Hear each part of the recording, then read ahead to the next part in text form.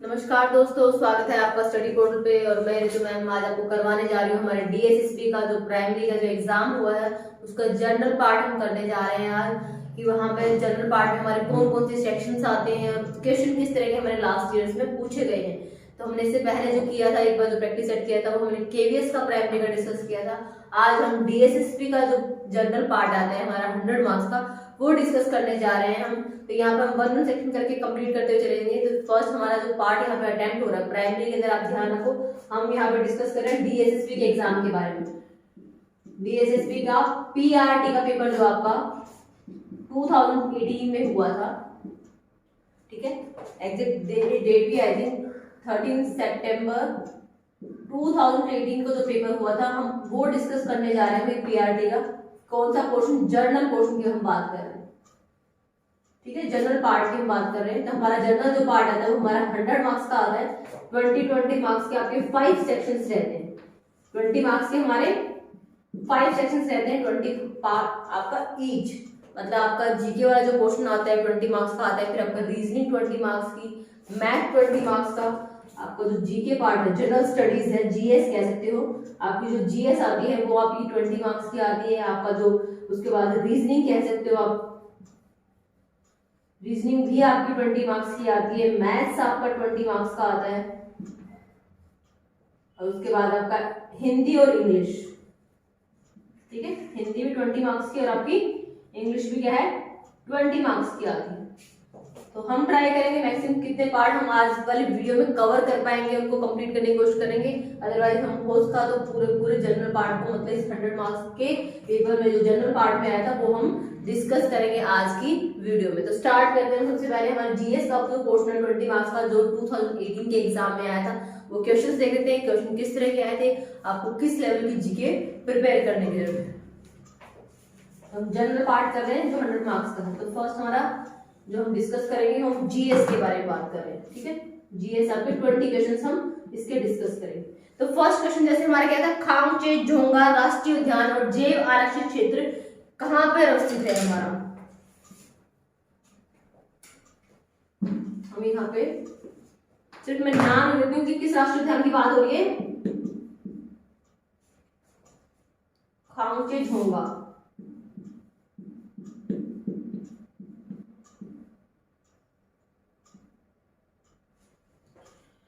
खांगचे झोंगा जो आपका राष्ट्रीय उद्यान है, खांगचे झोंगा राष्ट्रीय उद्यान आपका किस स्टेट के अंदर स्थित है। भाई हमसे ये पूछा गया है पीछे पेपर में।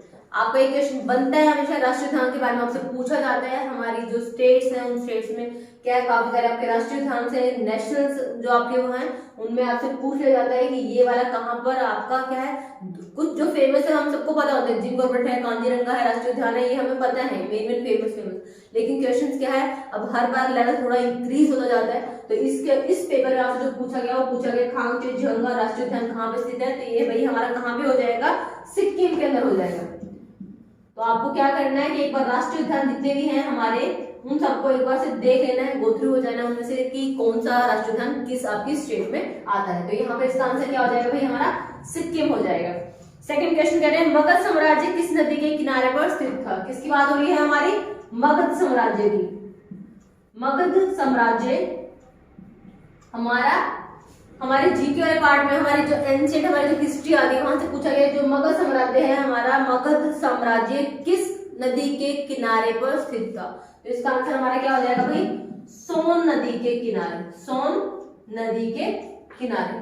क्योंकि इनको ज्यादा डीप में करने की हमारे यहाँ पर रिक्वायरमेंट नहीं है, सिर्फ हमें क्या देखना है कि क्वेश्चन हमारे किन पार्ट से बन रहे हैं जीके वाले पोर्शन। तो हमें किन किन पार्ट को एक बार गो थ्रू होना जरूरी है। यहाँ पे राष्ट्रीय उद्यान से हमारे क्वेश्चन बन रहा है, तो आपको राष्ट्रीय उद्यान एक बार देखने, उसमें नेक्स्ट क्वेश्चन बन रहा है मगध साम्राज्य कौन सी नदी के किनारे स्थित है। तो यहाँ पर जो आंसर होगा वो क्या है, हमारा सोन नदी के किनारे पर स्थित है।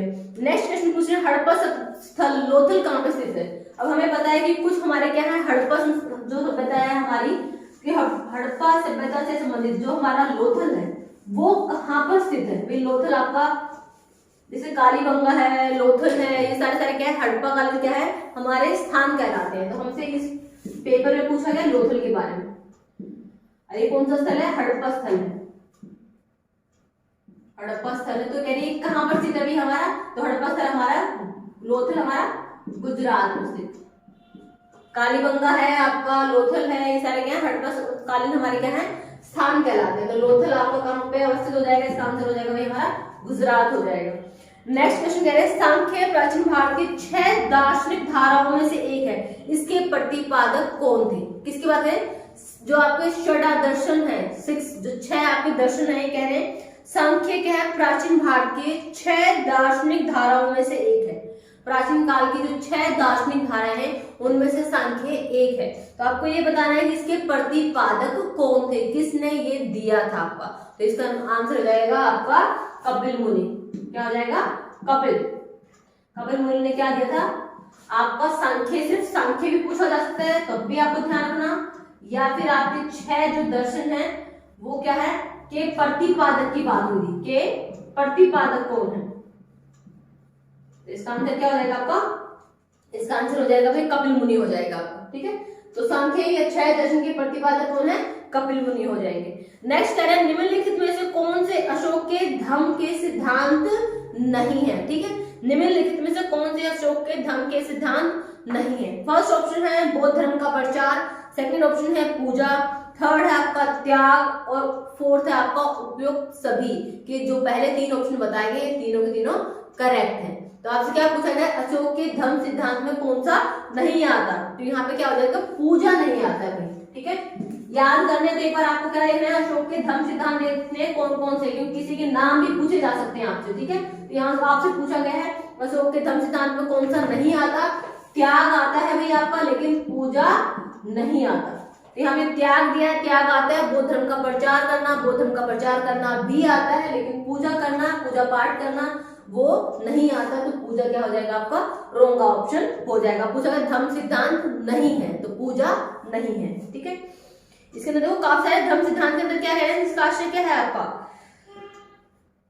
नेक्स्ट कह रहे हैं आपका जो प्रसिद्ध सांची स्तूप है जो अशोक के वास्तु प्रतिपादनों में से एक है, कहाँ पे स्थित है? सांची का स्तूप पूछ लिया, मतलब बाकी क्वेश्चन को कितना भी इसने एक्सटेंड किया उसके बारे में कुछ भी एडिशनल इन्फॉर्मेशन दी। आपका मेन क्वेश्चन क्या है, इन्होंने पूछा प्रसिद्ध प्राचीन स्तूप कौन सा?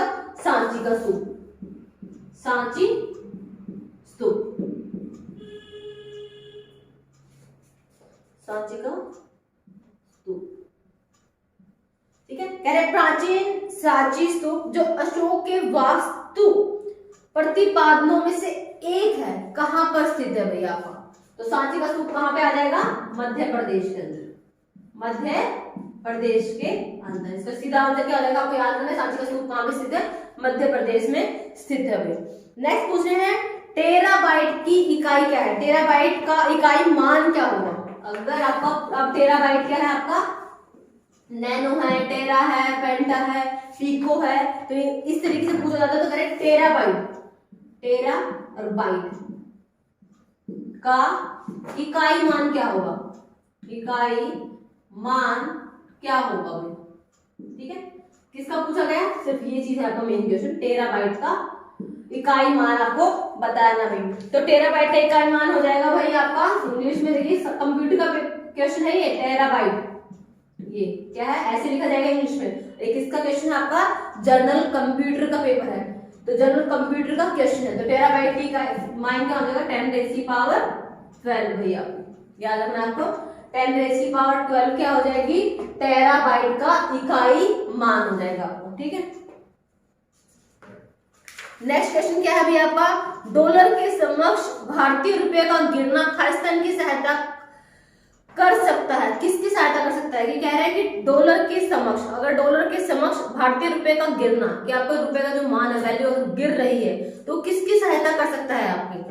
आयातकों की सहायता, कि आयात करना है कि आपको बाहर से कोई चीज मंगवानी है, निर्यातकों की सहायता करना कि निर्यात करना कोई चीज आपको बाहर भेजनी है, या विदेशी विनिमय भंडार को बढ़ाना कि विदेशियों के विनिमय भंडार को बढ़ाना, या यात्री जो भारत से जाते हैं उनकी सहायता कर सकता है। 4 ऑप्शन दिए हैं, आयातकों की सहायता, निर्यातकों की सहायता, विदेशी विनिमय भंडार को बढ़ाना, या यात्रियों की सहायता करना जो क्या है भारत से जाते हैं। तो इसका क्या है, यदि डॉलर की तुलना में भारतीय रुपए का गिर रहा है तो यह किसकी सहायता करेगा? निर्यातकों के लिए लाभकारी सिद्ध होगा, क्योंकि इससे ज्यादा विदेशी मुद्रा की प्राप्ति होती है। ठीक है, अगर हमारा रुपए का मान गिर रहा है, और बाहर वाले डॉलर का मान बढ़ रहा है तो उससे किसकी हेल्प होती है, कह रहे हैं किसमें सहायक होगा, आपका निर्यातकों में सहायक होगा। ठीक है, तो ये आपकी किससे क्वेश्चन आ गया, आपका इकोनॉमिक्स वाले पार्ट से आ गया। हम जब हिस्ट्री के अंदर मतलब हम जब जीके के अंदर जीएस के अंदर जाते हैं, जनरल स्टडीज में जाते हैं, तो आपको हिस्ट्री के बारे में, सिविक्स के बारे में, ज्योग्राफी के बारे में है, और आपके इकोनॉमिक्स के बारे में, आपको जनरल कंप्यूटर के बारे में, जनरल साइंस के बारे में, वो सब पोर्शन आपका जीएस के अंदर आ जाता है, जनरल स्टडीज के अंदर आ जाता है।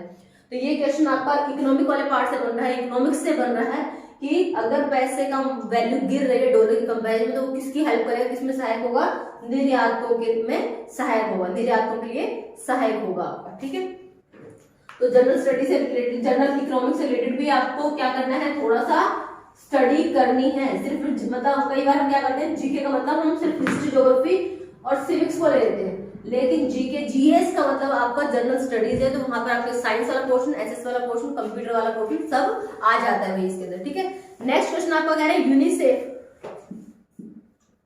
यूएनएफसीसी, इसकी फुल फॉर्म पूछी गई भाई।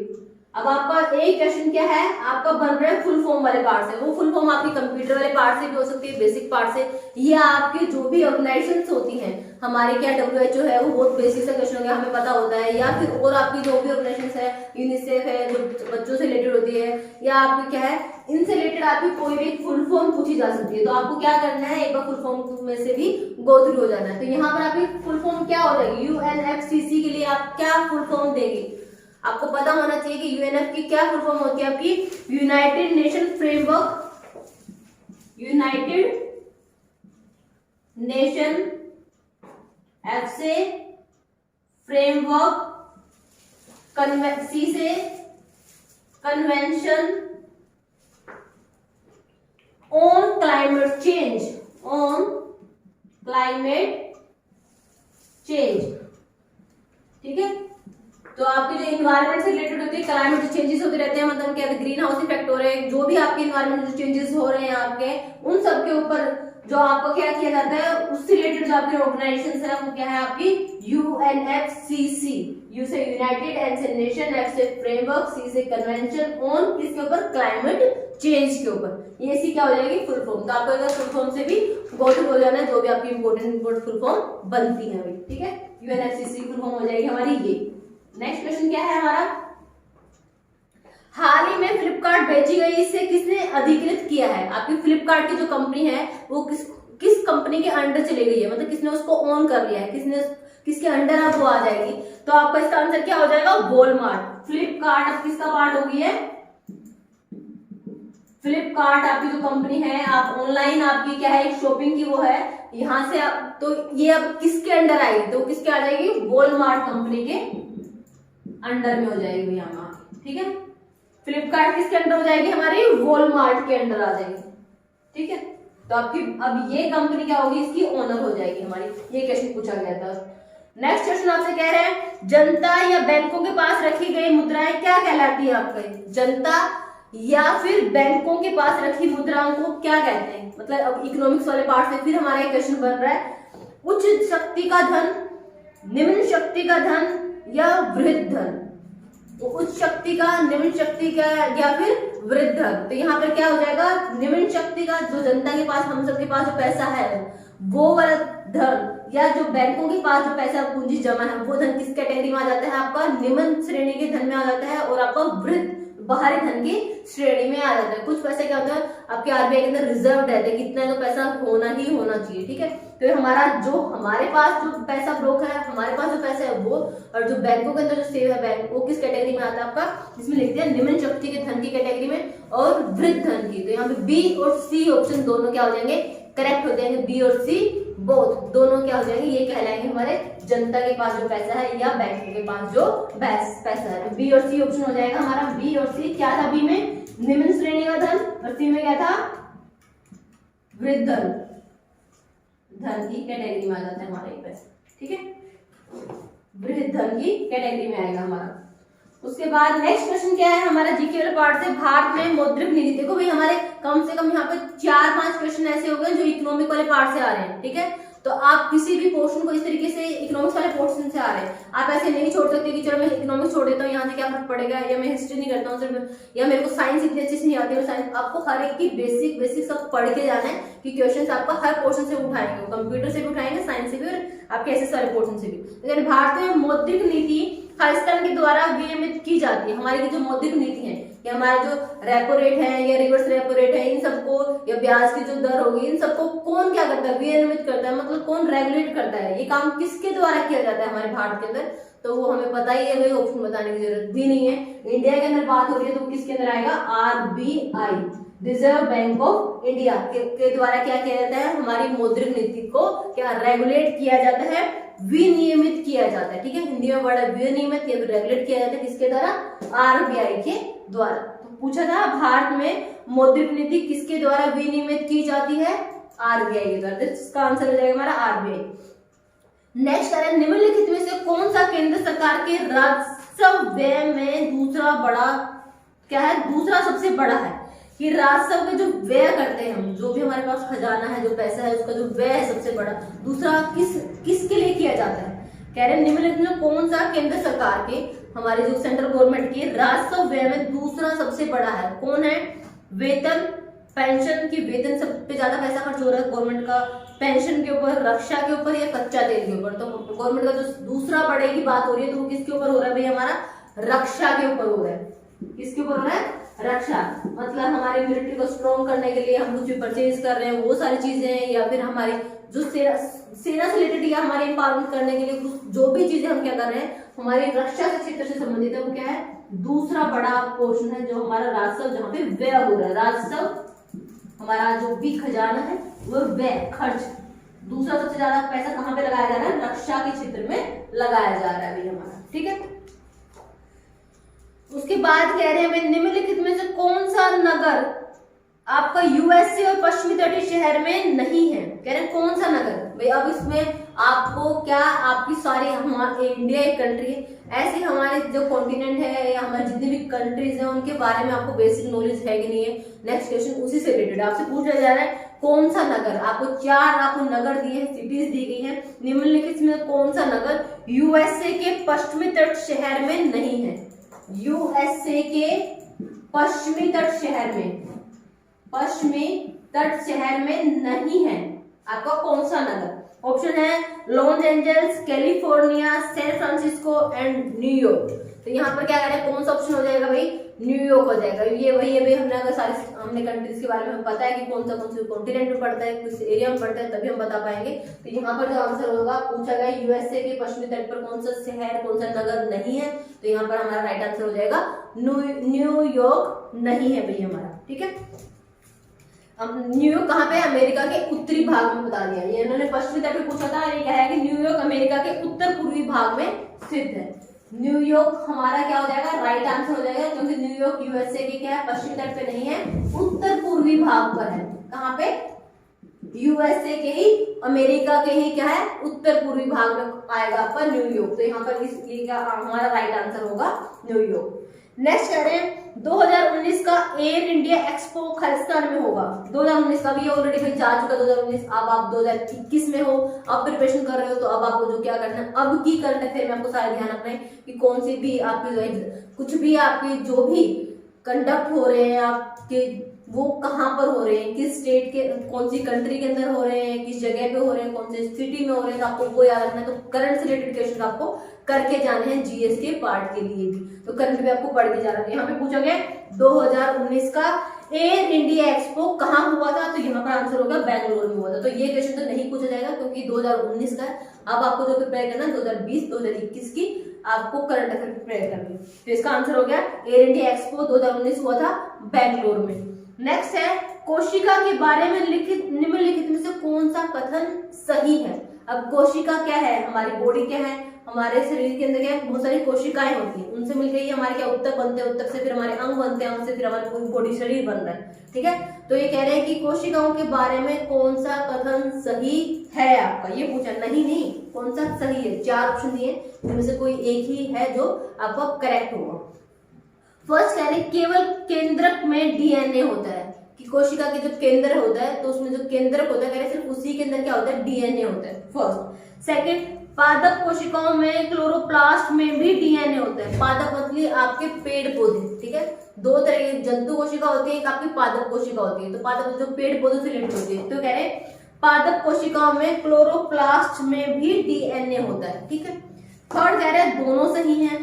फोर्थ कह रहा है दोनों के दोनों गलत है। तो इन्होंने क्या कहा, दोनों सही है कि केंद्र के डीएनए क्या होता है, किसी भी कोशिका के केंद्र में होता है, करेक्ट है, फर्स्ट वन इज। सेकंड कह रहे हैं जो पादप होते हैं, पेड़ पौधे होते हैं, उनके कोशिकाओं में क्लोरोप्लास्ट में भी डीएनए होता है, तो ये भी आपका करेक्ट है। तो यहाँ पे हमारे दोनों ऑप्शन क्या आ जाएंगे, करेक्ट हो जाएंगे। तो ये हमारा क्वेश्चन आ गया जनरल साइंस वाले पार्ट से, कोशिकाओं के बारे में, कि कोशिकाओं के बारे में आपको बेसिक पता होगा, तभी आप इसको क्या कर पाओगे, अटेम्प्ट कर पाओगे। नेक्स्ट कह रहे हैं भाई, कृष्णा नदी खालिस्तान से होकर बहती है। अब आपको नदियों के बारे में पूछ लिया गया है कि नदियां कहां से होकर बहती है, पूछा गया कृष्णा नदी कहां से होकर बहती है भाई हमारी। तो कृष्णा नदी होकर बहती है महाराष्ट्र से, कर्नाटक से, तेलंगाना से, कि आंध्र प्रदेश से।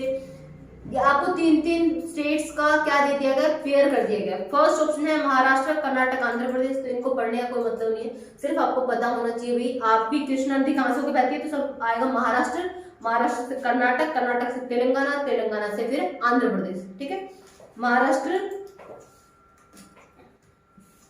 आपकी क्या पूछा गया है, कृष्णा नदी के बारे में पूछा गई। तो एक बार आप सारी नदियों की वो मैप देख लेना, उनकी कि कौन सी नदी कहाँ से निकलती है, पश्चिम से निकलती है। कई बार ये पूछा ना कौन सी नदी पूर्व से पश्चिम की तरफ बहती है, या कौन सी नदी आपकी पश्चिम से पूर्व की तरफ बहती है। तो आपको एक बार नदियों के बारे में भी देखना है कि उनको किस स्थान से निकलती है और कहाँ तक होकर बहती है। तो हमसे यहाँ पे पूछा गया है कृष्णा नदी के बारे में। कृष्णा नदी कहाँ से होकर बहती है, महाराष्ट्र से कर्नाटक, फिर तेलंगाना, एंड देन आंध्र प्रदेश, आंध्र प्रदेश, ठीक है। ये क्या हो जाएगा आपका कृष्णा नदी का, महाराष्ट्र से कर्नाटक, कर्नाटक से तेलंगाना, तेलंगाना से आंध्र प्रदेश। जब ये चार ऑप्शन जिसमें होंगे वो हमारा करेक्ट हो जाएगा। कृष्णा नदी कहां से होकर बहती है, इन स्टेट से होकर बहती है भाई हमारी, ठीक है। नेक्स्ट कह रहे हैं भारत में उच्च न्यायालय के मुख्य न्यायाधीश की नियुक्ति कौन करता है भाई। भारत के उच्च न्यायालय, हमारे जितने भी हाई कोर्ट होते हैं ना, उच्च न्यायालय पता है ना, हर एक स्टेट के अंदर एक हाई कोर्ट होता है, ठीक है। तो ये कह रहे हैं कि हमारे भारत के उच्च न्यायालय के जो मुख्य न्यायाधीश होते हैं आपका, ठीक है, आपका जो मुख्य न्यायाधीश होता है, आपका चीफ जो जज होता है, उसकी नियुक्ति किसके द्वारा की जाती है। हमें पता ही है कि उसकी नियुक्ति किसके द्वारा की जाती है, राष्ट्रपति के द्वारा की जाती है, ठीक है। हमारे जो हाई कोर्ट है, सुप्रीम कोर्ट है आपके, इनके जो क्या है, राष्ट्रीय न्यायालय के मुख्य न्यायाधीश की नियुक्ति किसके द्वारा की जाती है, राष्ट्रपति के द्वारा की जाती है, ठीक है। किसके द्वारा की जाती है, राष्ट्रपति के द्वारा की जाती है। किसके, उच्च न्यायालय के, उच्च न्यायालय के मुख्य न्यायाधीश की नियुक्ति राष्ट्रपति के द्वारा, ठीक है। पता है ना, हमारा फर्स्ट जो उसमें आ जाता है वो हमारा क्या होता है, पहला नागरिक देश का जो बोला जाता है उसको बोला जाता है राष्ट्रपति को कहा जाता है, ठीक है। तो हमारे इनके द्वारा नियुक्ति की जाती है। संवैधानिक शक्तियां सबसे ज्यादा इन्हीं के पास होती है, ठीक है। उसके बाद नेक्स्ट करें, भारत में अध्यादेश जारी करने की शक्ति किसके पास है। भारत में अध्यादेश जारी करने की शक्ति भी किसके पास होती है भाई, राष्ट्रपति के पास होती है, ठीक है। देश में अध्यादेश जारी करने की शक्ति किसके पास है, राष्ट्रपति के पास है। ये कह रहे अनुच्छेद 123 के तहत, कह रहे राष्ट्रपति संसद के समय क्या है, अनुच्छेद 123 के तहत अध्यादेश जारी कर सकता है। तो आपको ध्यान रखना, अध्यादेश से संबंधित जो अनुच्छेद है वो क्या है, 123 है। 123 अनुच्छेद के तहत आप राष्ट्रपति को अध्यादेश जारी करने का क्या है, पावर है, आप ये कह सकते हो, ठीक है। ये ध्यान रखना कि अध्यादेश से संबंधित कौन सा है, राष्ट्रपति है, और किसके तहत, संविधान के अनुच्छेद 123 के तहत। लास्ट क्वेश्चन हमारा भाई जीएस वाले पोर्शन का, केंद्र सरकार के वर्तमान कृषि मंत्री कौन है। तो अभी हमारे जो कृषि मंत्री वो कौन है, नरेंद्र सिंह तोमर है भाई, ठीक है। तो आपको क्या करना है, एक बार जो हमारी कैबिनेट है या हमारे जो भी है मिनिस्टर्स हैं जिसके, तो आपको वो सारे भी क्या करना है, या अपॉइंटमेंट्स देखनी है सारी आपकी करंट के अंदर कि कौन किस पोस्ट पर है, राष्ट्रपति है या फिर आपका कैग है, या ये सब आप कह सकते हो, वो सब एक बार आपको गो थ्रू होना है। तो यहाँ पर हमसे पूछा गया है हमारे वर्तमान में कृषि मंत्री कौन है, तो वो कौन है, नरेंद्र सिंह तोमर हो जाएंगे हमारे। तो भाई ये हमारे 20 क्वेश्चन कौन से थे, जीएस वाले पार्ट थे जो 2018 के प्राइमरी वाले पार्ट में आए थे। अब सेकंड पोर्शन जो हम डिस्कस करने जा रहे हैं वो हम डिस्कस करेंगे रीजनिंग वाला पोर्शन, कि हमारे 2018 के पीआरटी के अंदर रीजनिंग किस लेवल की आई थी। यहाँ से तो हमें ये आइडिया हुआ है कि क्वेश्चन हमारे किस पार्ट से बन रहे हैं, तो कंप्यूटर से भी बन रहे थे, इकोनॉमिक्स से भी बन रहे थे, आपके साइंस वाले पोर्शन से, और जीएस तो आपकी है ही वही कि आपको हिस्ट्री, आपकी सिविक्स, ज्योग्राफी आपको प्रिपेयर करके जाना है। नेक्स्ट करेंगे हम रीजनिंग वाला पोर्शन, उसको कह सकते हो सामान्य बुद्धि या तार्किक आपकी योग्यता। तो वो क्या है, नॉर्मल रीजनिंग है भैया आपकी, तार्किक योग्यता भी कह सकते हो।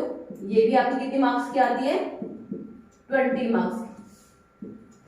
हम डिस्कस कर रहे हैं 13 सितंबर 2018 वाला पीआरटी का पेपर। तो फर्स्ट क्वेश्चन जो आपका आया था मेरी रीजनिंग के अंदर वो क्या था, 100:6:5 का जो रिलेशन, 100 का जो रिलेशन 6:5 से है वही 80 का रिलेशन किसके साथ होगा। ठीक है, ऑप्शन दे दिया 216, 400, 500 और आपका 640। ठीक है, कह रहे हैं कि 100 का जो रिलेशन 6:5 से वही 80 का रिलेशन किसके साथ होगा भी। तो हम क्या करते हैं, हमने रेशियो निकाल के देखते हैं। अगर 6/5 डिवाइड बाई 100 करते हैं तो कितना आ रहा है हमारा 6.25। बाकी अगर हम करके देखें 216 अपॉन में 80 करते हैं, अगर हम इसको सोल्व करेंगे तो 80 का 1 पॉइंट यहाँ पे, और आपका जो क्या आएगा यहाँ पे 8 2 16, 5 8 7 56, 2.7 आ रहा है यहाँ पे 6 हमारा। देखो हमें इस वाले पोर्शन में देखना जो रिलेशन है ना वही रिलेशन हमें अप्लाई करना है सेकंड हाफ के ऊपर। तो यहाँ पे फर्स्ट में जो रिलेशन बन के आ रहा है ना वो हमारा आ रहा है कि अगर हमें इस सेकंड को 100 से डिवाइड करते हो तो 6.25 आ रहा है, लेकिन अगर मैं 216 ऑप्शन फर्स्ट को 80 से करते हो तो आंसर कितना आ रहा है 2.7, मैच नहीं कर रहा। फिर मैं 400 को डिवाइड कर रही हूँ 80 के साथ, 0 से 0 कैंसिल, 8 बन जाए 8, 8 5 जाए, यहाँ पे सोल्व करने के बाद कितना आ रहा है भाई 5 आ रहा है। फिर मैं 500 को डिवाइड करते हुए 80 के साथ, 80 से 0 से 0 कैंसिल आउट, आपका 8 6 जा 48, 2 रिमेनिंग, देन 0, 8 2 जा 16, 4 रिमेनिंग, देन 0, देन 8 5 जा 40, कितना आ रहा है 6.25, और यहाँ पर भी क्या था 6.25। तो ये भाई हमारा मैच कर रहा है। फिर भी हम क्रॉस चेक करने के लिए नेक्स्ट वाला भी करके देख लेते हैं, जहाँ पे 640 लिखा है। अगर मैं 640 को 80 से डिवाइड करती हूँ तो 0 से 0 कैंसिल आउट, 8 1 जा 8 और 8 8 जा 64। तो यहाँ पे जो आंसर आया वो कितना आ रहा है 8 आंसर आ रहा है। तो करेक्ट कौन सा हुआ हमारा, ऑप्शन नंबर 3, जहाँ पे क्या लिखा हुआ है 500। तो हमसे पूछा गया था कि 100 का जो रिलेशन 625 से है वही 80 का रिलेशन किसके साथ होगा। तो हम यहाँ पे आंसर में कर दोगे ऑप्शन नंबर 3 500, ये हो जाएगा हमारा करेक्ट आंसर। तो हमने क्या निकाल के देखा, आपको सोल्व करके देखा, इसको डिवाइड किया इससे, जो भी हमारी सोल्व करने के बाद वैल्यू आ रही थी हमने वो वैल्यू मैच की थी। यहाँ पे 625 आ रहा है, इसको भी डिवाइड करने के बाद 625 आ रहा है, तो हमारा ये करेक्ट आंसर हो जाएगा।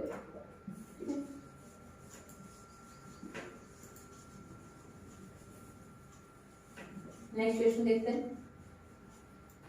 नेक्स्ट क्वेश्चन में कह रहे हैं आपको एक बॉक्स दिया गया है इस तरीके से, इसको हम बोलते हैं मेरी रीजनिंग में टॉपिक मिसिंग नंबर। मैं सारे टॉपिक आपको हमारे स्टडी पोर्टल चैनल पे टॉपिक वाइज सारे रीजनिंग करवा रही हूँ। ऑलमोस्ट सारे टॉपिक हम कवर करेंगे, जितने भी रीजनिंग के हमारे डीएसएसपी के अंदर या केवीएस के अंदर या किसी भी टीचिंग या नॉन टीचिंग एग्जाम के अंदर हमारे जो रीजनिंग आती है वो सब हम 1 करके कंटिन्यू कंप्लीट करते जा रहे हैं। आपको जितने भी टॉपिक आपके रीजनिंग के इंपॉर्टेंट टॉपिक बनते हैं, जिनसे क्वेश्चन आते हैं आपके, वो सब कवर करेंगे। तो जिसने नहीं देखा वो वहां जाके देख सकता है। ये वाला जो क्वेश्चन है ये आपका मिसिंग नंबर्स है, ये भी हमारा करना रहता है। हम अपनी वीडियो क्लास में भी रीजनिंग में करेंगे इस टॉपिक को, कौन सा मिसिंग नंबर। तो यहाँ पर क्या दिया गया अभी 64 80 12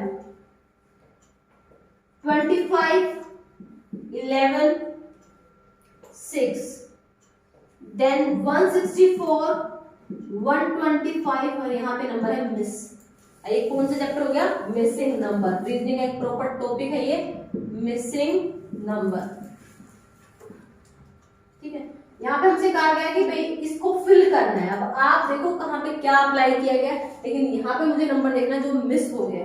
ऑप्शन दे दिया गया 17 सेकंड ऑप्शन दे दिया गया है 18, थर्ड ऑप्शन दे दिया गया है आपका 16, फोर्थ ऑप्शन आपका दे दिया गया है 15 भाई, कि 15, 16, 17, 18 में से कौन सा नंबर यहाँ पे आना चाहिए। अब हमें ढूंढना है किसी हिसाब से कि ये लाइनें कंप्लीट कैसे हुई है, या तो इस तरीके से वर्टिकली इनमें कोई रिलेशन मिलेगा या इनमें ऐसे हॉरिजॉन्टली कोई ना कोई रिलेशन बनेगा। हमें देखना है कि क्या हॉरिजॉन्टली कुछ बन पा रहा है या वर्टिकली कोई रिलेशन निकल के आ रहा है, वही हमें यहाँ पे अप्लाई करना है।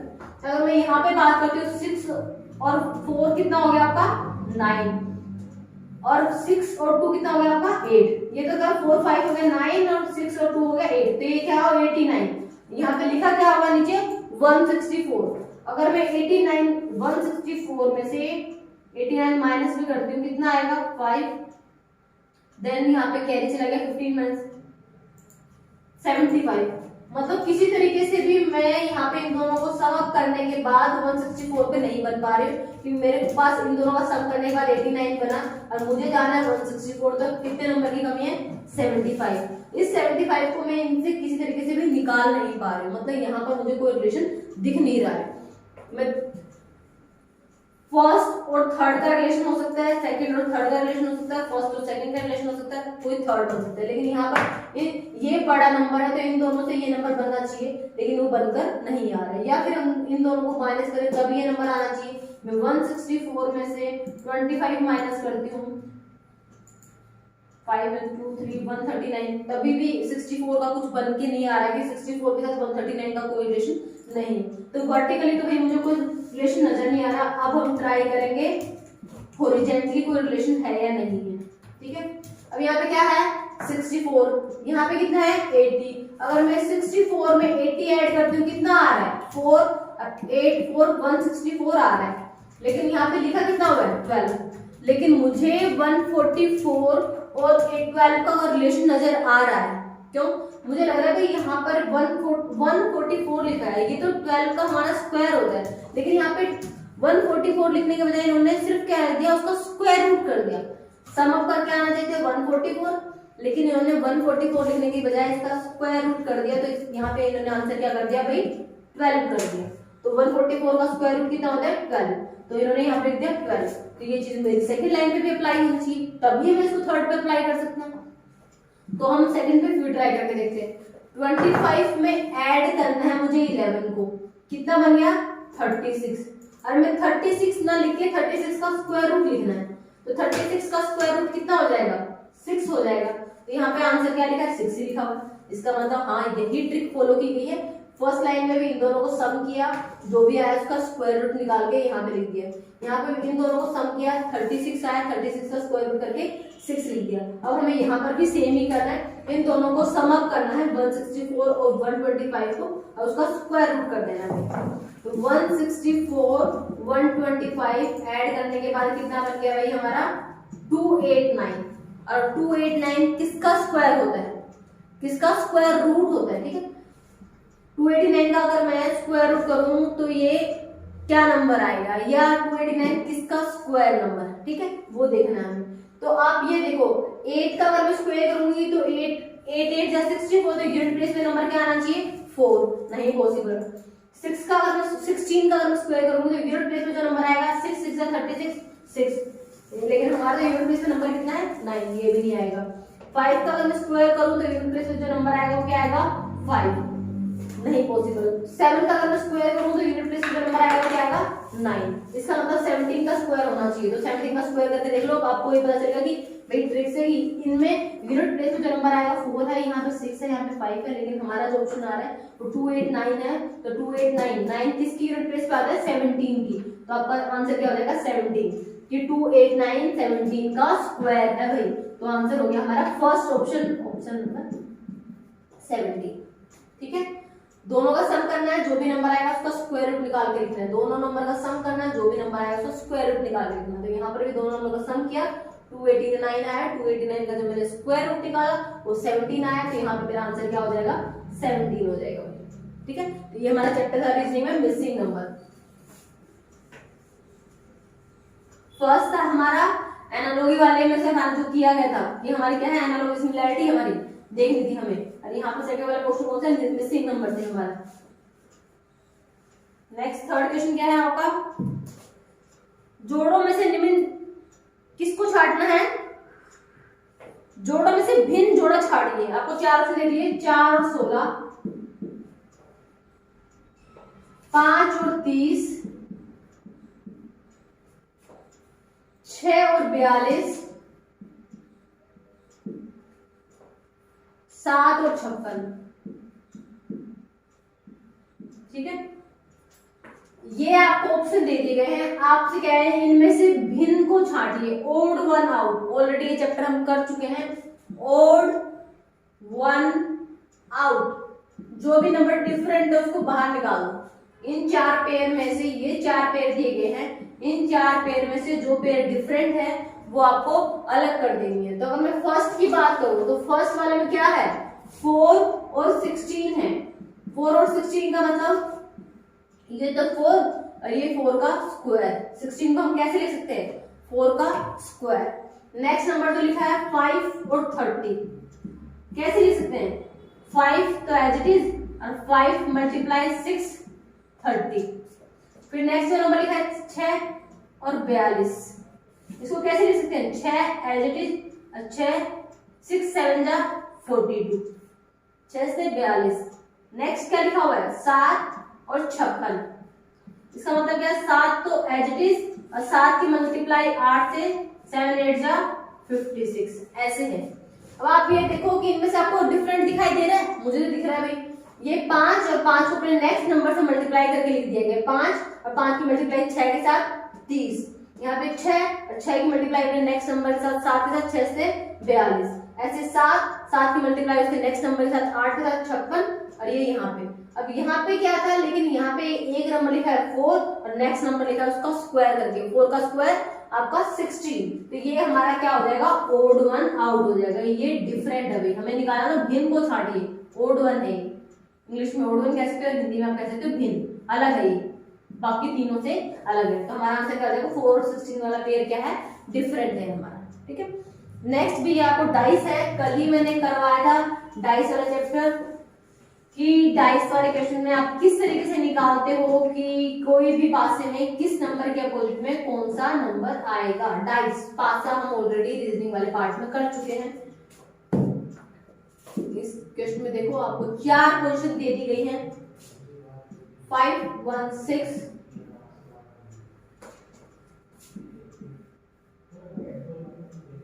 ठीक है, 4 पोजीशन दी गई, इसमें 5 1 6 लिखा हुआ है, दूसरी पोजीशन में 3 2 4 लिखा हुआ है, नेक्स्ट आपका 1 5 4 लिखा हुआ है, और 6 1 2 लिखा हुआ है, 6 1 2। उपयुक्त घन में से 3 के विपरीत में कौन सी संख्या होगी, 3 के विपरीत में कौन सी संख्या होगी, कौन सी संख्या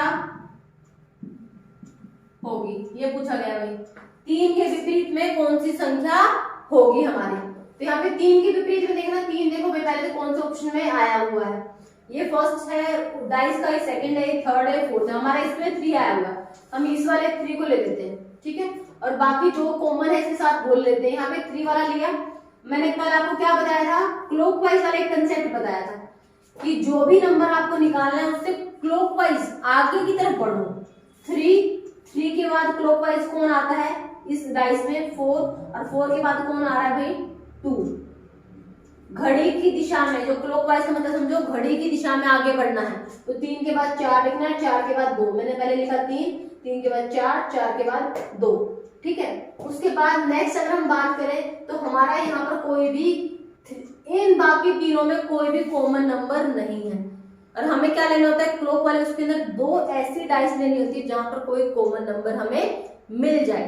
तो हम यहाँ पे क्या करेंगे, इस वाले पोर्शन और इस वाले में अगर मैं सेकंड और थर्ड को लेती हूँ तो यहाँ पे कॉमन नंबर कौन सा है, मेरा 4 है ना, तो मैं अपनी क्लॉक वाली चीज कॉमन नंबर से स्टार्ट करूंगी। तो मैं 3 से स्टार्ट करने के बजाय मैं किससे स्टार्ट करूँ भाई, 4 से स्टार्ट करूँ। ये चीज समझो, यहाँ पे सिर्फ 3 एक ही 4 डाइस में से सिर्फ एक में लिखा हुआ है, और हमें क्या करना था, जब हम क्लॉकवाइज चलते हैं तो हमें कोई 2 डाइस ऐसी लेनी होती है जहाँ पे कोई कॉमन नंबर हो। ठीक है, यहाँ पर हमें क्या किया, 4 से अगर स्टार्ट किया, 4 के बाद 2 और 2 के बाद कौन 3, तो पहले मैं लिखूंगी 4 के बाद लिखूंगी 2 और 2 के बाद लिखूंगी आपका 3, 4 2 3। कैसी चल रही मैं आगे, घड़ी की दिशा में क्लॉकवाइज। अब नेक्स्ट डाइस का भी मैंने ये ले लिया, इसमें कॉमन नंबर कौन सा है, यहाँ 4 था तो यहाँ पे भी क्या है 4 है भाई, तो इससे भी मेरे को क्या चलना है, क्लॉकवाइज चलना है। तो 4 के नीचे लिख दिया मैंने 4, कॉमन नंबर के नीचे लिखा कॉमन नंबर, उसके बाद 4 के बाद कौन सा नंबर आ रहा है 5, 5 के बाद कौन सा नंबर आ रहा है 1। इसका मतलब 3 का अपोजिट कौन हो गया 1, 2 का अपोजिट कौन हो गया 5, और जो नंबर एक बच गया वो किसका अपोजिट हो जाएगा 4 का। कौन सा नंबर बच गया भाई हमारा 6, तो 4 का अपोजिट कौन आ जाएगा हमारा, 4 का अपोजिट हो जाएगा 6। तो हमें यही निकालना था कि आपको 3 का अपोजिट पूछा गया था क्वेश्चन में। और कल मैंने ऑलरेडी एक चीज करवाई थी, या तो ये कंसेप्ट याद रखो, आपको कोई भी एक कॉमन नंबर उठाओ जो 2 डाइस में किन्हीं भी 2 पोजीशन में गिवन हो।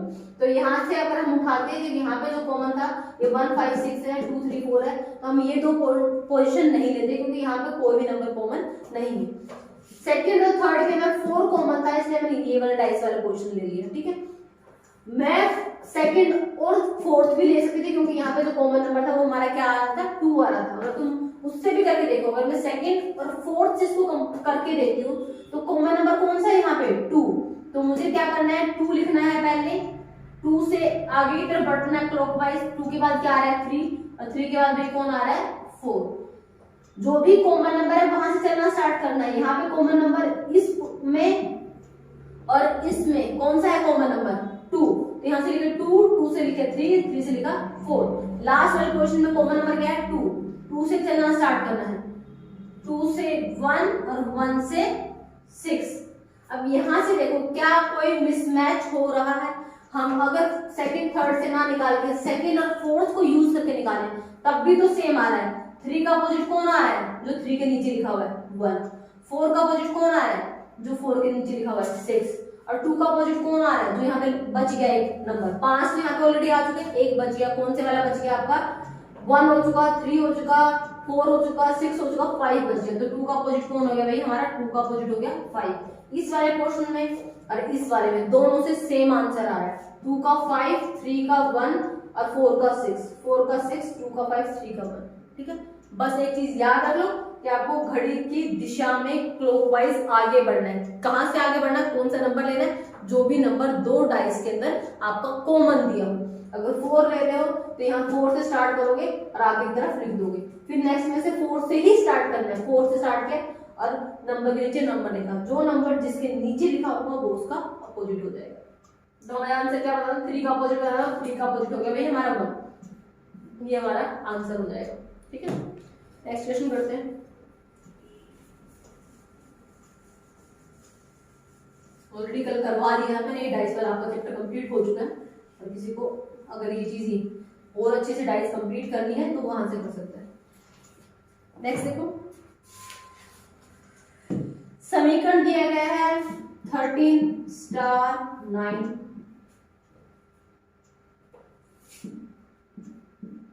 14 स्टार 11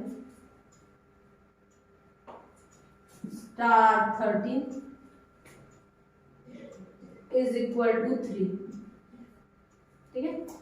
13 स्टार 9, 14 स्टार 11, यहाँ स्टार 13, ये इन स्टार का कोई मतलब नहीं है। हमने सिर्फ ये एक समीकरण दे दिया गया है, एक इक्वेशन दे दी गई है, 4 ऑप्शन दिए गए हैं, आपको चूज करना है कि कौन सा पेयर ऑफ सिंबल यहाँ पे बेस्ट सुटेबल होगा।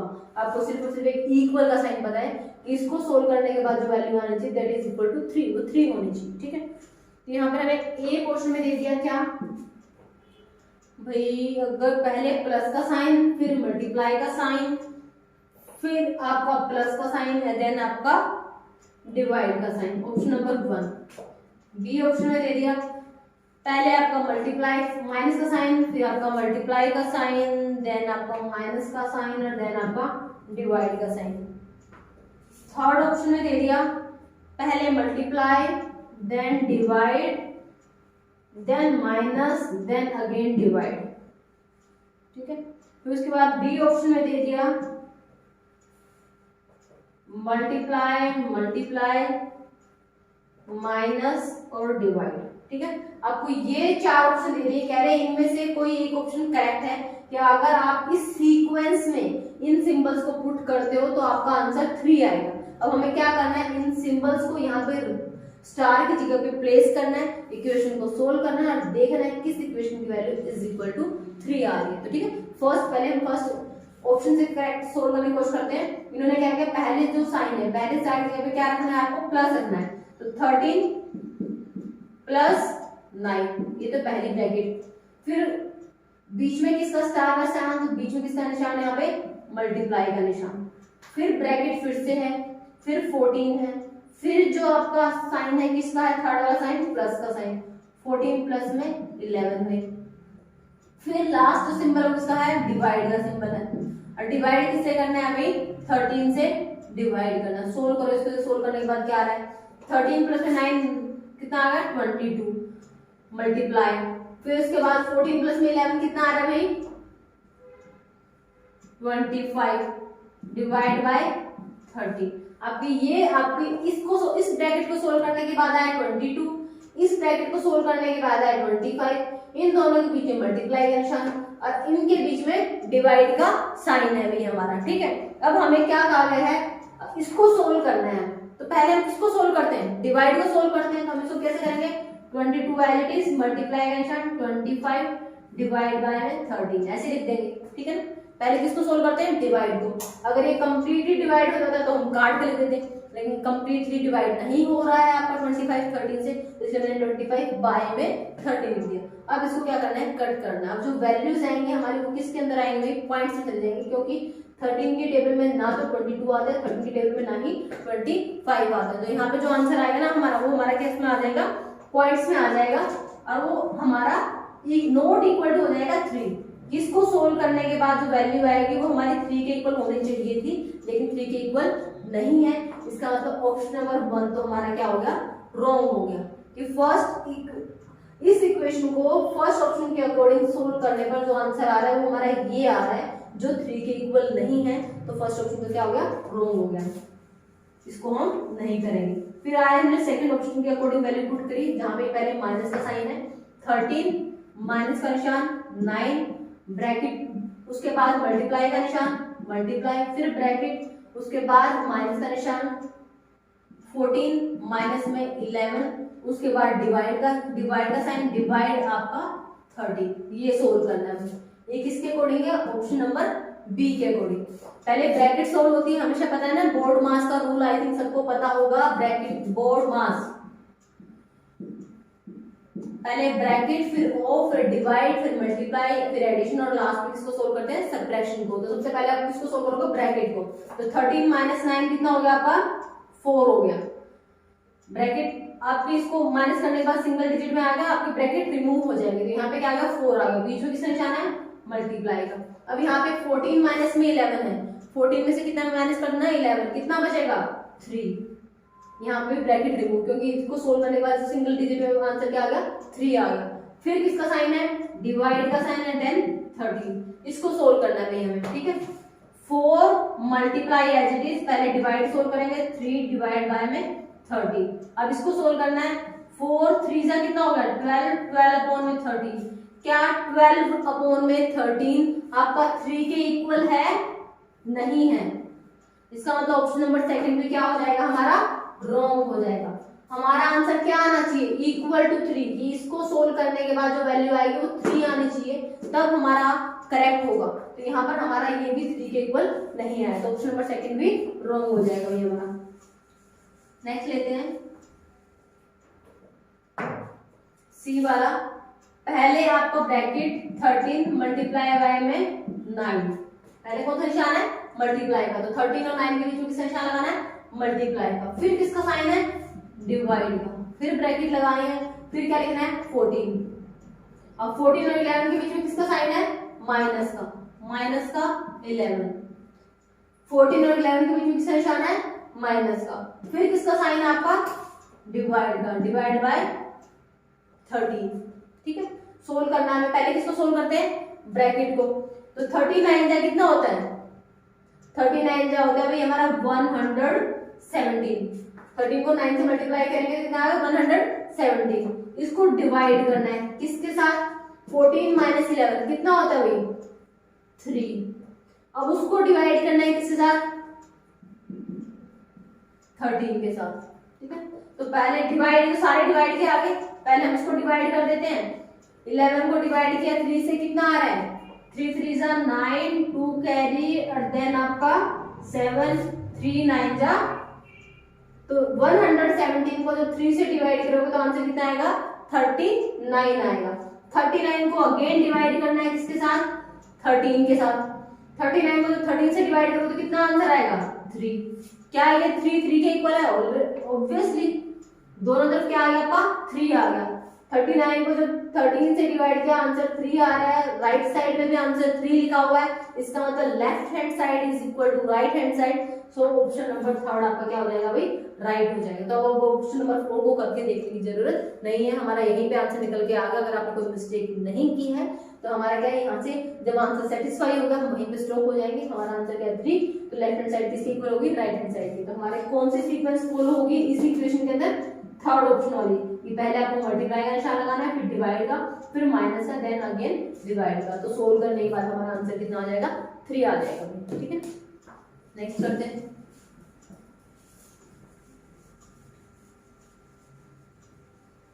मैं सोच रही हूँ कि जो भी हमारे 20 क्वेश्चंस हैं तो थोड़ा आपको रीजनिंग का क्लियर रहे कि क्वेश्चंस को सोल्व कैसे करना है, इसलिए मैं थोड़ा सा आपको एक्सप्लेन करते हुए चल रही हूँ। अगर आप फटाफट आंसर बताएंगे तो फिर वही हो जाएगा कि मैम आंसर तो बुक्स में दिए हुए हैं, बाकी तो बात ये है कि मैं समझ आया कि इन क्वेश्चंस को सोल्व कैसे करना है, ठीक है। तो ये पर्टिकुलर जो भी क्वेश्चंस बन रहे हैं पर्टिकुलर एक चैप्टर से उठ रहे हैं, कि मिसिंग नंबर एक चैप्टर का नाम वहां से उठा लिया, डाइस पर्टिकुलर एक चैप्टर है रीजनिंग का, वहां से क्वेश्चन उठा लिया। आपका एनालॉजी है, सिमिलरिटी है, वो एक चैप्टर है, वहां पे कुछ रूल्स फॉलो होते हैं, उसको एक चैप्टर उठा लिया, ठीक है। तो इसलिए एक बार रीजनिंग से गो थ्रू हो जाना। अगर आपके पास कोई भी अच्छी सी बुक है तो उससे गो थ्रू हो जाओ, या आपको वहां से समझ नहीं आ रहा है तो यू स्टडी आपको पोर्टल की, वहां पर भी रीजनिंग के सारे टॉपिक वाइज रीजनिंग के टॉपिक डाले हुए हैं, आप वहां से क्या कर सकते हो, वन करके उन टॉपिक से अपने कंसेप्ट को क्लियर कर सकते हो, ठीक है। नेक्स्ट क्या है हमारा 26 क्वेश्चन में कह रहे हैं कमला अपनी बहन वीणा से 5 गुना बड़ा है। कमल अपनी बहन से 5 गुना बड़ा है। बहन कौन है उसकी, वीणा। कमल अपनी बहन वीणा से 5 गुना बड़ा है। मतलब अगर वीणा 2 साल की है तो कमल 2 का 5 गुना कितना होगा 10। इसका मतलब कमल कितने साल का है, 10 साल का है। अगर वीणा 3 साल की है तो 3 का 5 गुना कितना हो जाएगा, 3 पंजे 15 हो जाएगा। तो हमें ऐसे देखना है, तो उसको इस हिसाब से राइट रखो कि कमल अपनी बहन से 5 गुना बड़ा है, जो अपने भाई विनय से 2 वर्ष छोटी है। और जो वीणा है अपने भाई विनय से 2 वर्ष छोटी है, 2 वर्ष छोटी है, ठीक है। तो कमल की आयु क्या है, तो कमल की आयु क्या है ये पूछा गया। तो कमल की आयु क्या है, और हमें किसकी आयु पता है भाई, हमें यहाँ पे किसी की भी एग्जैक्ट आयु तो पता नहीं है, लेकिन बीच में एक लिंक कौन है, वीणा है। वीणा का ही रिलेशन कमल से बताया हुआ है, वीणा का ही रिलेशन विनय से बताया हुआ है। तो यहाँ पर हम जो अज्यूम करेंगे ना, मानेंगे ना, वो वीणा की आयु को मानेंगे। सोल्व करके माना वीणा की आयु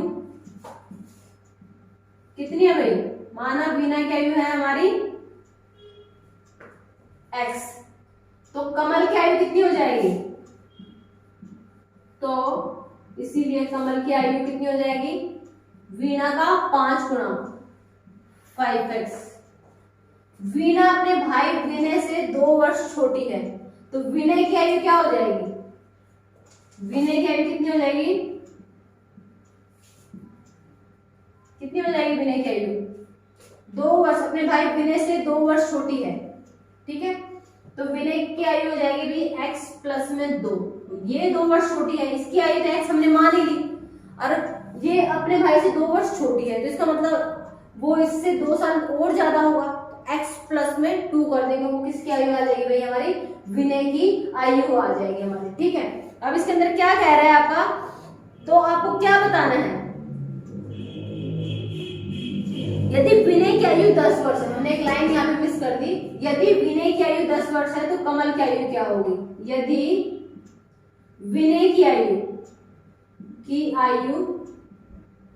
10 वर्ष है, यदि विनय की आयु 10 वर्ष है तो आपकी कमल की आयु कितनी होगी। ठीक है, अब हमारे पास 3 इक्वेशन है, वीणा की हमने मान ली x है, कमल क्या होगा x का 5 गुना 5x है, विनय क्या होगा, वीणा से 2 साल बड़ा है तो x प्लस में 2 करके विनय आ गया। अब हमें ये पता है इस x प्लस 2 की वैल्यू कितनी दी हुई है, 10 वर्ष। ऑलरेडी क्वेश्चन में दिया होगा कि विनय की आयु 10 वर्ष है और हमारी इक्वेशन के अकॉर्डिंग विनय की आयु कितनी है, x प्लस 2। इसलिए प्रश्नानुसार हम बात करें तो इस x प्लस 2 की वैल्यू किसके इक्वल हो जाएगी भाई, 10 के बराबर हो जाएगी। ये तो विनय का रिलेशन वीणा के साथ है कि वीणा अगर x है तो विनय x प्लस 2 है, लेकिन एक्चुअल में इस x प्लस 2 की वैल्यू कितनी दी हुई है क्वेश्चन में, 10 वर्ष। तो यहाँ से हम x की वैल्यू निकाल लेंगे, ये x इधर पॉजिटिव है, उस तरफ जाके क्या हो जाएगा, नेगेटिव हो जाएगा। तो x की वैल्यू कितनी आ गई भाई, 8। x की वैल्यू 8 आ गई, इसका मतलब वीणा की आयु कितनी आ गई भाई, हमारी 8 आ गई। तो हमें निकालने किसकी है, क्वेश्चन में पूछा गया कमल की आयु क्या है, तो इसका 5 गुना, 8 को मल्टीप्लाई कर दो 5 से, 8 का 5 गुना निकाल लो, 8 पंजे कितना हो गया भाई, 40। इसका मतलब कमल की आयु कितनी हो जाएगी हमारी, 5x है कमल की आयु, तो 5 इंटू में 8 इज इक्वल टू 40, तो कमल की आयु होगी भाई हमारी 40। कमल की आयु कितनी निकल के आ गई हमारे क्वेश्चन में, 40 आ गई। कोई डाउट हो तो बताओ, आई थिंक कोई डाउट नहीं होना चाहिए, सीधा सीधा जो कुछ भी दिया है, जो एक लिंक करने वाली लाइन थी यहाँ पर वीणा थी कि वीणा और कमल का रिलेशन आपको पता था, वीणा और विनय का रिलेशन आपको पता था, इसलिए आपने बेसिक सबसे पहले जिसको अज्यूम किया वो आपने अज्यूम किया वीणा को, कि वीणा की आयु मान लो x है तो कमल उससे 5 गुना हो जाएगा 5x, और विनय उससे 2 वर्ष बड़ा है तो x प्लस 2 हो जाएगी। अब इन तीनों में से किसी की भी आयु अगर आपको बताई होगी उसकी वैल्यू आप उसके बराबर पुट कर देती। अब यहाँ पर हमें विनय की बताई थी तो हमने x प्लस 2 को 10 के बराबर पुट कर दिया, तो सोल्व करने के बाद x आ गया 8, 5x आ गया 40, बस निकल गया क्वेश्चन। विनय 10 साल का है, वीणा 8 साल की है और कमल आपका 40 वर्ष की उम्र है उसकी। ठीक है, नेक्स्ट क्वेश्चन, ये उम्र एज रिलेशन वाला आ जाता है आपका। ठीक है, रीजनिंग में देते हैं कई क्वेश्चंस को, वैसे होता तो आपको मैथ का ही है क्योंकि आपकी एज, एवरेज एज वगैरह हम उसमें करते हैं,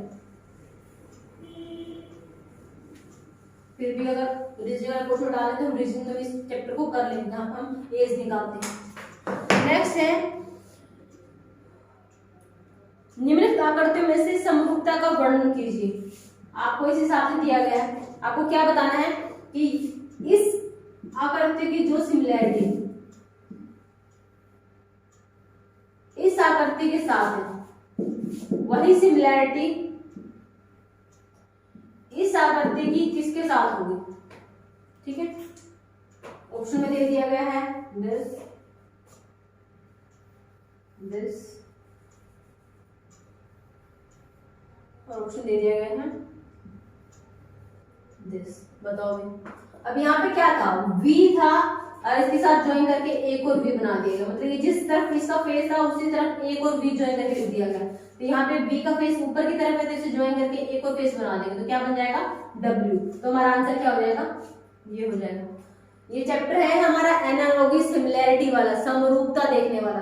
तो इन दोनों के बीच में जो समानता है वही समानता आपको इसके ऑप्शन के साथ ढूंढनी है। तो हमें क्वेश्चन में पूछा गया V की समानता किसके साथ होगी, तो यहाँ पर एक V को डबल करके लिखा गया है तो आपको ये बन जाएगी, इससे ये बन रहा है तो इससे ये वाला बन रहा है, तो आपका क्या हो जाएगा आंसर, ये हो जाएगा हमारा। ठीक है, तो ये एनालॉजी सिमिलैरिटी है हमारी। नेक्स्ट कह रहे हैं आपको ब्लड रिलेशन,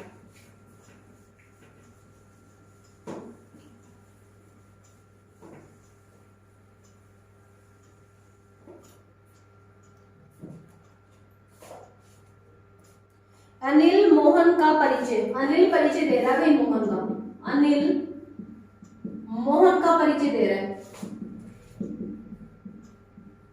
अनिल, मोहन का परिचय देते हुए करवाता है कि वह मेरे पिता के पिता की पोती का पति है। मेरे पिता के पिता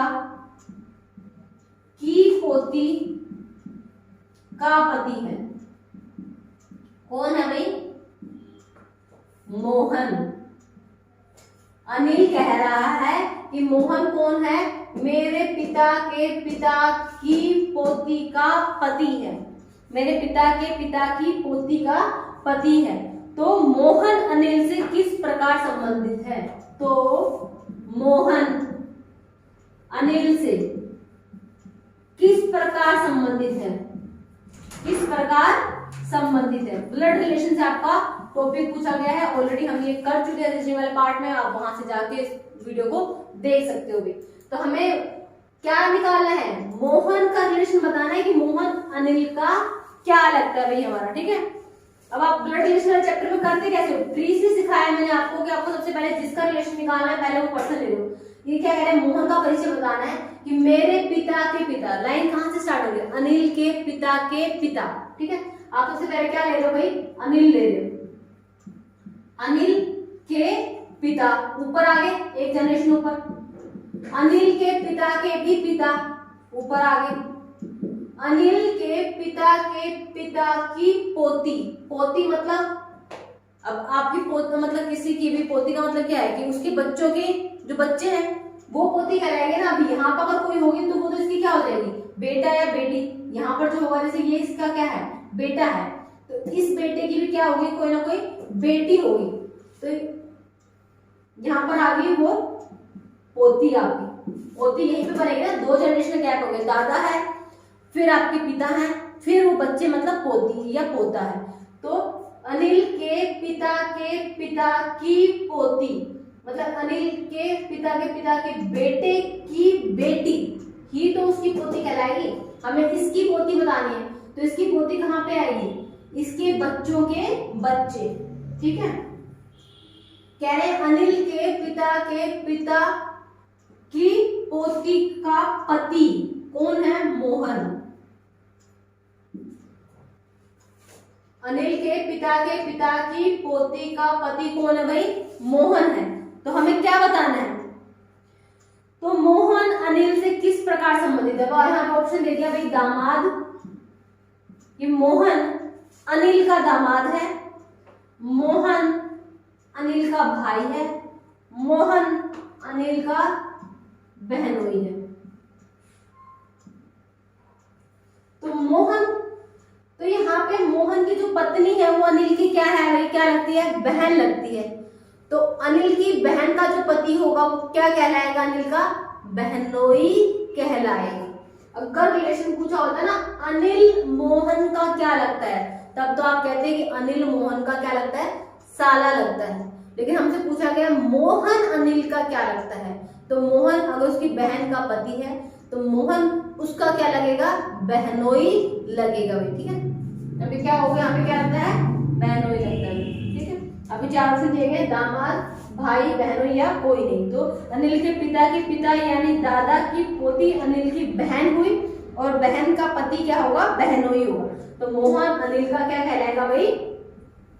बहनोई कहलाएगा, ठीक है। जीजा ऑप्शन होता तो जीजा आ जाता कि अनिल की बहन का पति अनिल का क्या लगेगा? जीजा लगेगा, ठीक है। तो ऑप्शन में जीजा मिलता तो जीजा आंसर हो जाता है, बहनोई दिया तो बहनोई आपका आंसर हो जाएगा। तो आपका वो कैसे बना भाई?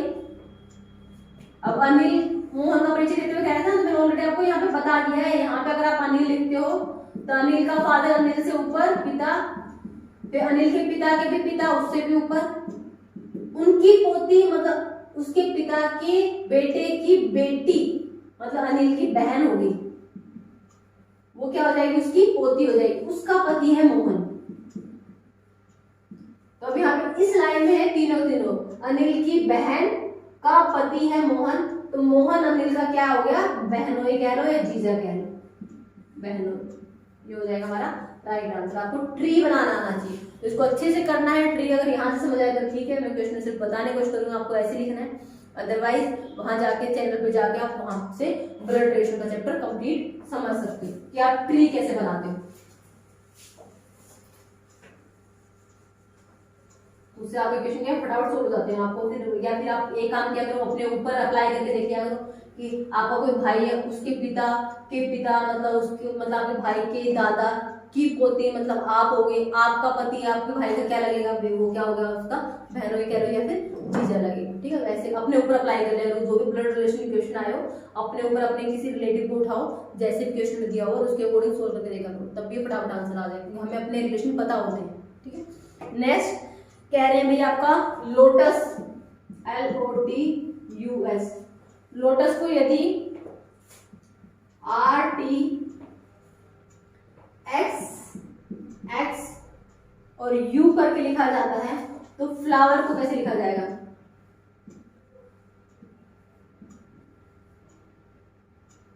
ठीक है, FLOWER का कोड क्या होगा भैया? आपसे क्या पूछा गया है?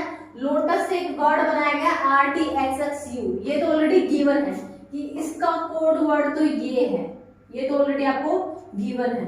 अब आपको इसका कोड वर्ड बनाना है कि अगर यही चीज मैं अप्लाई करूं, इसी कोड के अकॉर्डिंग मैं चलूं तो फ्लावर का कोड क्या बनेगा, हमें ये फाइंड आउट करना भी। ठीक है, तो हम सबसे पहले मैंने कोडिंग वाले चैप्टर ऑलरेडी करवा दिया, तो हमें क्या किया है कि आपकी जैसे हम सबसे पहले जो भी अल्फाबेट है उनकी नंबरिंग करते हैं। एल आपका कितने पे होता है? 12 पे। ओ आपका कितने पे होता है भैया? आपका 15 पे। टी 20 पे, यू 21 पे, एस आपका 19 पे होता है। नीचे वाले की नंबरिंग करो, आर होता है 18 पे, टी होता है 20 पे, एक्स होता है 24 पे, एक्स अगेन 24 पे और यू आपका 21 पे। अब रिलेशन देखो भाई कैसे बन रहा है, 12 से 18, 15 से 20, 20 से 24, 21 से 24, 19 से 21, कुछ सिमिलैरिटी नजर आ रही है मुझे। कैसी? 12 प्लस 6 18, दूसरी 15 से 20, 15 प्लस 5 20, फिर 20 से 24, 20 प्लस 4 24, फिर 21 से 24, 21 प्लस 3 24, और फिर लास्ट 19 से 21, 19 प्लस 2 21। क्या हो रहा है? +6 +5 +4 +3 +2। हर स्टेप पे आपका क्या हो रहा है? एक एक कम होता चला जा रहा है। पीछे से बात करोगे देखिए बढ़ता जा रहा है, पहले 2 प्लस करना है, फिर +3 करना है, फिर +4, फिर +5, लास्ट में +6। या तो पीछे की तरफ से या फिर आप आगे की तरफ से। अब आगे देखो, पहले आपका क्या किया गया है? +6 किया गया है। तो हम पहले स्टार्ट करते हैं, यहाँ पर नंबरिंग लिखते हैं फ्लावर की। F होता है 6 पे, L होता है 12 पे, O आपका 15 पे, W आपका 23 पे होता है, E आपका 5 पे होता है और R आपका 18 पे होता है। ये आपको याद करने पड़ेंगे 1 से लेके आपकी 26 तक जो भी आपके अल्फाबेट होते हैं उन सबकी नंबरिंग क्या होती है, किस पोजीशन पर वो आते हैं काउंटिंग के। अगर हम देखें कि E आपका A B C D E कौन सी पोजीशन पे आ रहा है? 5 पे आ रहा है। H आपका कौन सी पोजीशन पे आ रहा है? 8 पे आ रहा है। तो वो आपको याद करना है। तो वो शॉर्टकट ट्रिक मैंने आपकी कोडिंग डिकोडिंग वाले चैप्टर में करवा रखी है ऑलरेडी, वहां से कर सकते हो, आपको फटाफट याद हो जाएगी। यहाँ पे हमें पहले क्या करना है भाई? +6 करना है। +6 करूंगी तो 6 + 6 कितना हो गया? 12। और 12 पे कौन है? होता है भाई हमारा L, तो पहला वर्ड तो बन गया L। फिर प्लस कितना करना है? 5। 12 + 5 कितना होता है? 17। तो यहाँ पे आ गया 17। 17 पे कौन होता है भाई हमारा? 17 पे आपका होता है Q। ठीक है, फिर है आपका 15। 15 प्लस में 4 कितना होता है? 19। 19 पे कौन होता है? S। फिर आपका है 23। 23 प्लस में 3 कितना होता है? 26। और 26 पे भाई कौन होता है? सबको पता है लास्ट लेटर हमारा Z। उसके बाद उसमें तो नहीं हुआ 6 5 4 3, उसके बाद +2। 5 में 2 ऐड करूंगी कितना हो गया? 7। और 7 पे कौन होता है भाई हमारा? G। उसके बाद है आपका लास्ट R। R कितने पे? 18। 18 प्लस में 1 कितना हो गया आपका? 19। और 19 पे कौन होता है हमारा? S। यही पैटर्न फॉलो किया है। यहाँ पर पहले +6 फिर +5 फिर 4 फिर 3 फिर 2 हमने वैसे स्टार्ट किया। पहले +6 किया, फिर +5 किया, फिर +4 फिर +3 फिर 2 और देन लास्ट में 1। हमारे लेटर कंप्लीट हो गया FLOWER फ्लावर, ठीक है। यहाँ से जो वर्ड बना वो LQSZ ये बन गया भाई। नंबरिंग तो मैंने इसलिए लिखी कि आपको सम करके पता चले कि 6 + 6 12, 12 पे कौन सा नंबर है, अगर आपको याद होगा फटाफट लिख दोगे।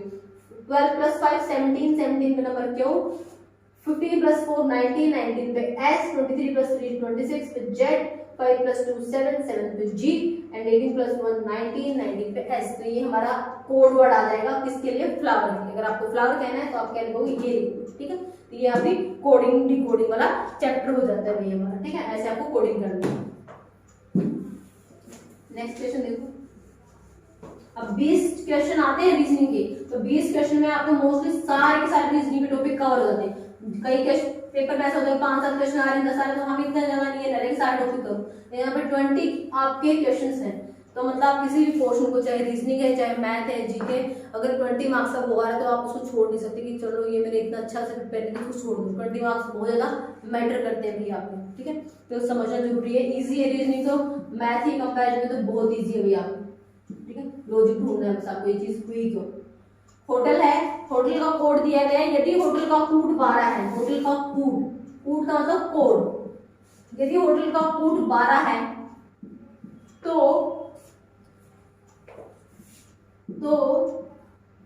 URVASI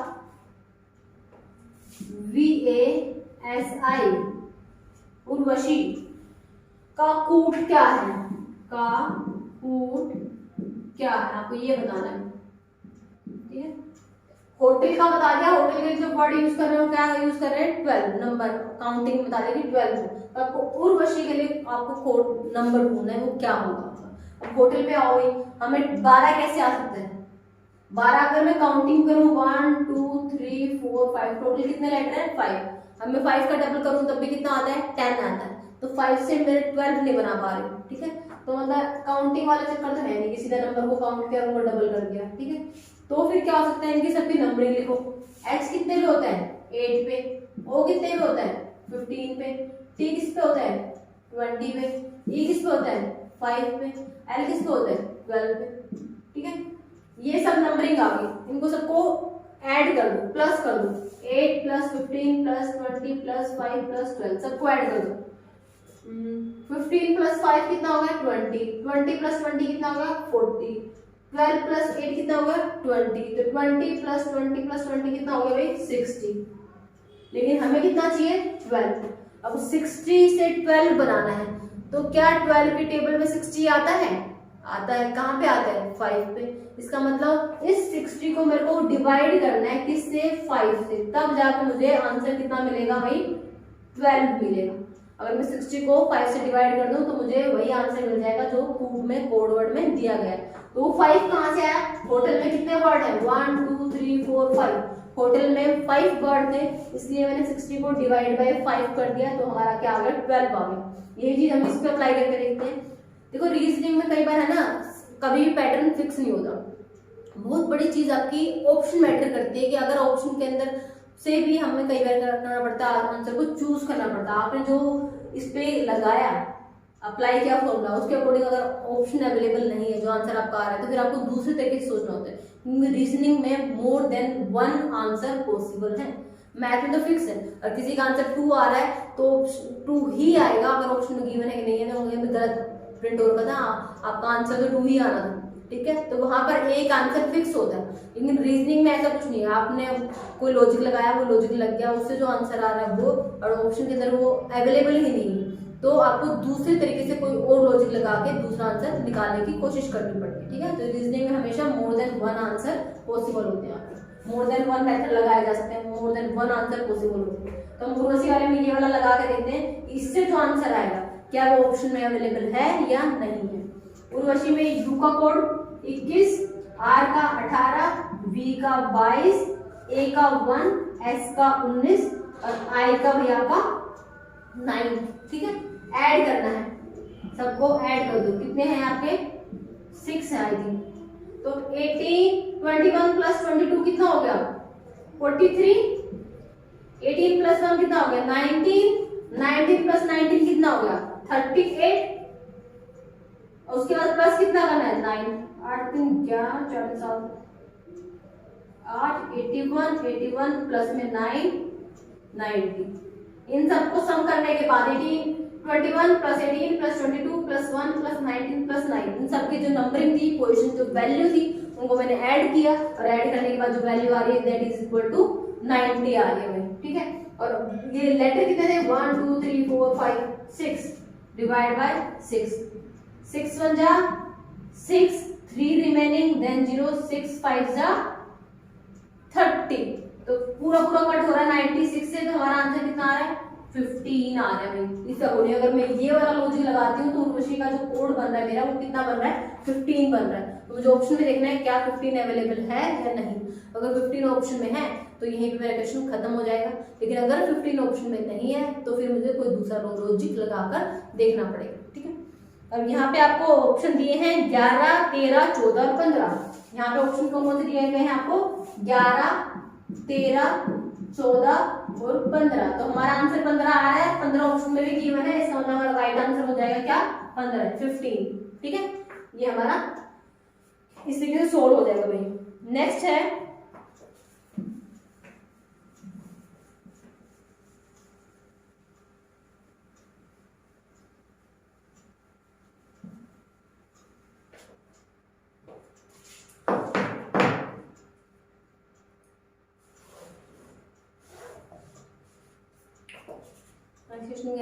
वह परस्पर परिवर्तन पहचाने जिन दो चिन्हों के से समीकरण को 18 12 5 6 2 और 15।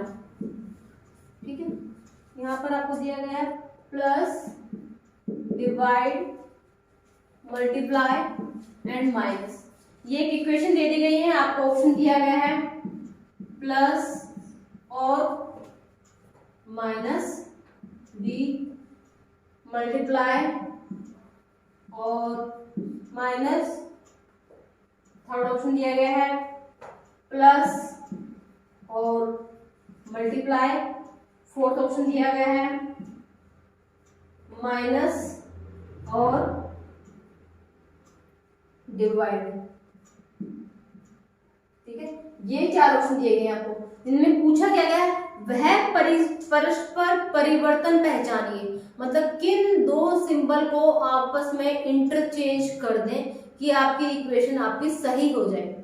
कह रहे हैं वह परस्पर परिवर्तन कीजिए जिनसे दो चिन्हों में समीकरण को वैध किया जा सके कि आपकी इक्वेशन क्या हो जाए सेटिस्फाई हो जाए। अब इसके अंदर हम बात करें क्या है 18 प्लस फिर डिवाइड फिर मल्टीप्लाई देन माइनस, अगर मैं इस इक्वेशन को एज इट इज सोल्व करूं जो गिवन है तो आंसर क्या आ रहा है 18 ऐसे जैसे प्लस का साइन, फिर पहले डिवाइड को सोल्व करते हैं, डिवाइड सोल्व करते हैं 12 बाय में 5, फिर आप मल्टीप्लाई को सोल्व करते हैं मल्टीप्लाई बाय में 6, फिर माइनस को सोल्व करते हैं ये।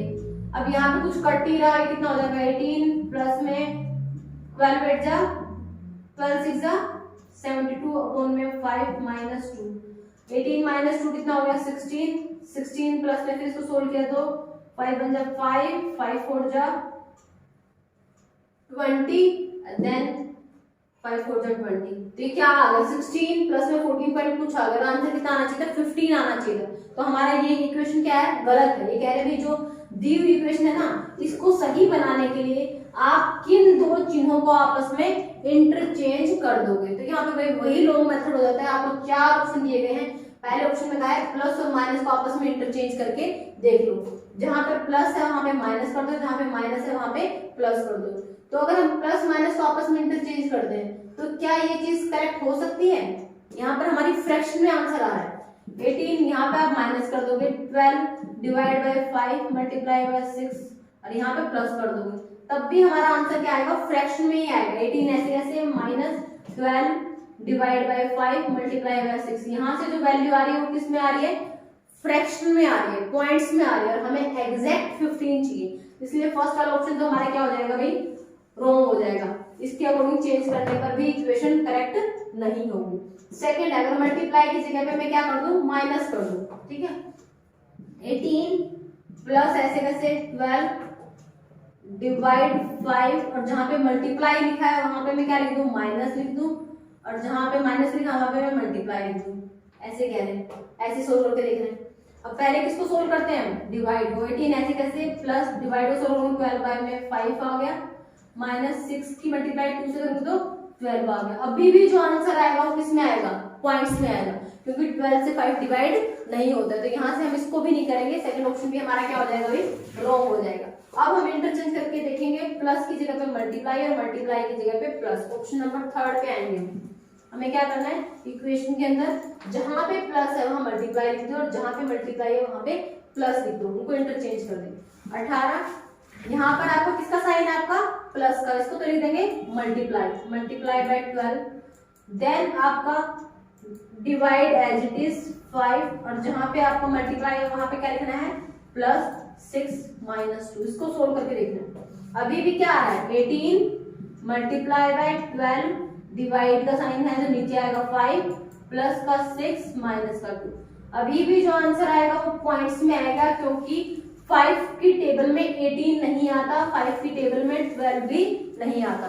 तो यहाँ पर भी इंटरचेंज करने के बाद आपका ऑप्शन करेक्ट नहीं आएगा। यहाँ पर भी जो वैल्यूज आएगी वो आपकी फ्रैक्शन में आएगी, पॉइंट्स में आएगी, और हमें पॉइंट्स में नहीं एग्जैक्ट वैल्यू चाहिए। तो ऑप्शन नंबर 3 क्या हो जाएगा, रॉन्ग हो जाएगा। अब ट्राई करते हैं लास्ट ऑप्शन, क्या उससे ये इक्वेशन करेक्ट हो सकती है या नहीं। लास्ट है 18 प्लस 12, कह रहे जहां पर माइनस है वहां डिवाइड कर दो, जहां पे डिवाइड है वहां पे माइनस कर दो। तो जहां पे डिवाइड है वहां पे क्या करना है, माइनस, तो 12 के बाद डिवाइड था उसकी जगह पे लिखना है माइनस, ये कर दिया 5, मल्टीप्लाई को एज इट इज, उसको छेड़ना ही नहीं, जो चीज सिर्फ इन्होंने इनको आपस में चेंज करने लिखा है, बाकी सिंपल ही छेड़ने हैं। तो सिर्फ माइनस की जगह पे डिवाइड लिखना है, डिवाइड की जगह पे माइनस लिखना। 6 के बाद किसका निशान था भाई, माइनस का, तो उसको मेरे को क्या लिखना है, डिवाइड का साइन लिखना, फिर 2। ये इक्वेशन बन गई according to the option number 4, ये इक्वेशन बन गई। तो अब सबसे पहले किसको सोल्व करते हैं हम, डिवाइड को सोल्व करते हैं। बोर्ड मास के रूल के अकॉर्डिंग पहले डिवाइड, फिर मल्टीप्लाई, फिर एडिशन, लास्ट में सब्ट्रैक्शन। तो 18 as it is plus 12 as it is minus 5 as it is, multiply का साइन एज इट इज, 6 को डिवाइड किया 2 से, कितना आ गया, 6 को डिवाइड करोगे 2 से कितना आ गया, 2 3 जा 6, तो यहाँ पे क्या आ जाएगा, 6 को 2 से डिवाइड करोगे 3 आ जाएगा। अब इन सिंबल में से अब कौन सा सोल्व होगा, डिवाइड के बाद मल्टीप्लाई सोल्व होगा। तो 18 as it is plus 12 as it is, 5 की मल्टीप्लाई 3 के साथ कितना आ गया, 15 आ गया, 5 3 जा 15। अब पहले कौन सोल्व होगा, एडिशन सोल्व होगा। 18 प्लस में 12 कितना आ गया, 30 आ गया, 30 माइनस में 15, 30 में से 15 माइनस करो कितना बचेगा, 15 ही बच जाएगा। लेफ्ट हैंड साइड में क्या आ गया, 15 सोल्व करने के बाद। राइट हैंड साइड में क्या था, 15, इसका मतलब left hand side is equal to right hand side. तो हमारा क्या हो जाएगा, ऑप्शन नंबर 4 करेक्ट हो जाएगा, डी करेक्ट है। आपको माइनस को चेंज करना है डिवाइड के साथ और डिवाइड को चेंज करना है भाई माइनस के साथ। तो ये क्वेश्चन आपके इस तरीके से सोल्व होते हैं, ठीक है। आपको कहा जाएगा समीकरण में से किन्हीं दो सिंबल्स को आपस में इंटरचेंज कर दो ताकि इक्वेशन हमारी सही बन जाए, करेक्ट बन जाए, ठीक है। नेक्स्ट क्वेश्चन करते हैं।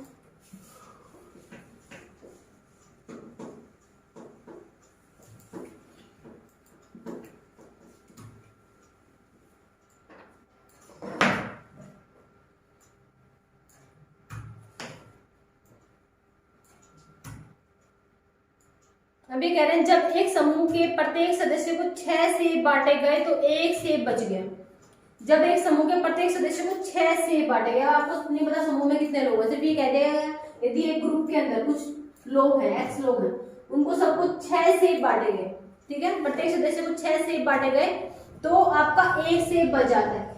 अगर आपके एक्स लोग हैं और हर एक को आप क्या दे रहे हो, 6 सेब दे रहे हो, तो टोटल सेब कितने हो गए, 6x, फिर भी 1 सेब बच गया, 1 सेब क्या रहेगा भैया आपका रिमेनिंग रहेगा। कह रहे हैं एक ग्रुप के अंदर कुछ लोग बैठे हैं, आपको नहीं पता कितने, आपको क्वेश्चन में नहीं बताया गया, उसमें कह रहे हैं हर एक को आप 6 सेब बांट रहे हैं।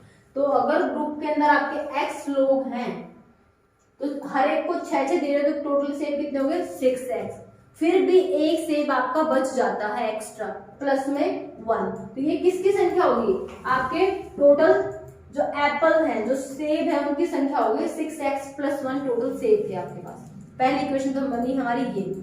नेक्स्ट कह रहे हैं जब प्रत्येक को 7 सेब दिए गए अगर मैंने कभी एक सेब अभी बच गया तो एक काम करो, सबको साथ साथ दे दो। तो कह रहे हैं यदि सबको साथ साथ सेब दिए गए 7x, हर एक को कितने कितने दे दिए गए 7 सेब दिए गए, यदि हर एक को 7 सेब दिए गए तो एक व्यक्ति ऐसा बच गया जिसको सेब ही नहीं मिला, उसको एक भी नहीं मिला, बाकी को तो 7 मिल गए, एक व्यक्ति ऐसा रह गया जिसको एक भी सेब नहीं मिला।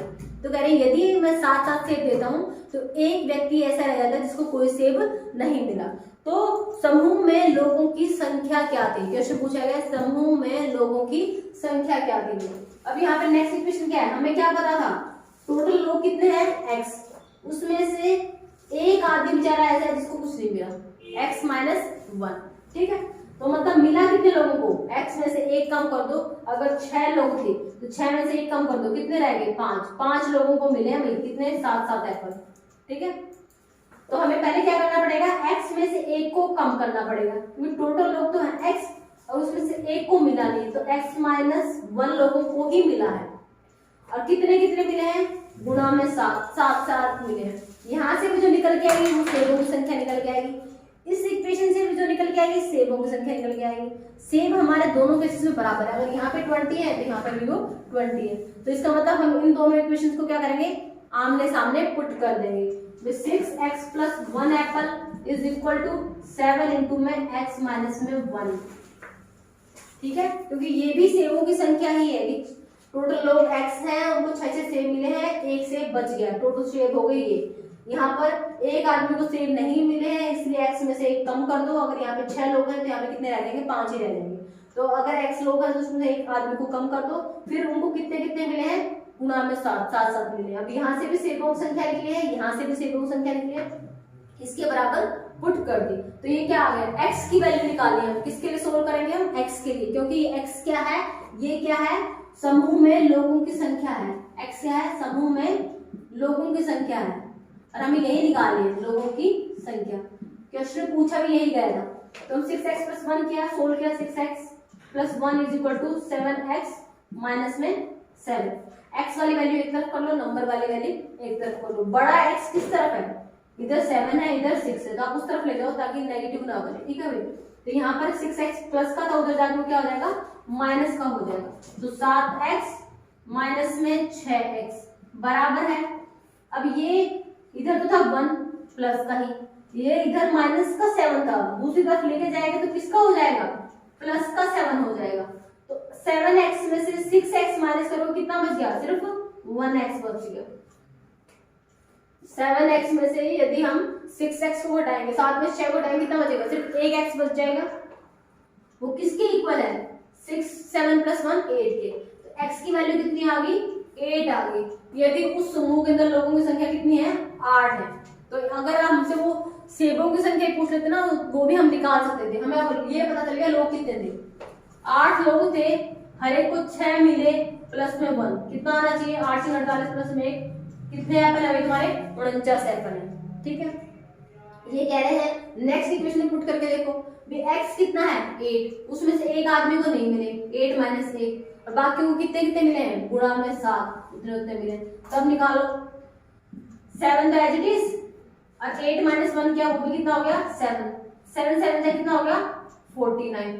दोनों केसेस में एप्पल कितने आएंगे, दोनों ही इक्वेशन से एप्पल कितने आ रहे हैं 49। मैंने आपको पहले कहा था ये इक्वेशन से भी नंबर ऑफ एप्पल्स की संख्या आ रही है, इस इक्वेशन से भी नंबर ऑफ एप्पल्स की संख्या आ रही है। अगर आप x की वैल्यू पुट करोगे, जब आपको पता चल जाती है तो आपका आंसर सेम आएगा। तो यहाँ पर भी 49 आया, यहाँ पे 49 आया, इसका मतलब जो एप्पल थे जो लोगों के बीच में बांटे गए थे वो कितने थे, 49 एप्पल थे। और यदि लोग पूछे जाए कितने लोगों में एप्पल बांटे गए थे, तो वो 8 लोगों में एप्पल बांटे गए। वो हमें ऐसे सोल्व करना, जो भी उन्होंने कहा है बस उसके अकॉर्डिंगली आपको वैल्यूज को पुट करते जाना।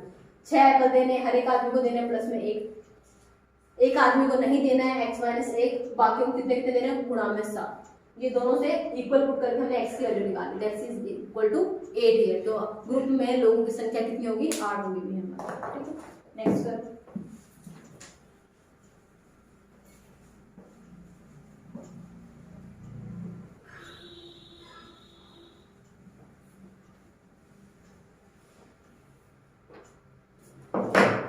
कह रहे हैं कि मिनिएचर, डिसअपियर, टस्ट, डिसगस्टेड में से वह शब्द छाटे जो अन्य तीनों से विकल्प में भिन्न है। भैया हमारा ठीक है।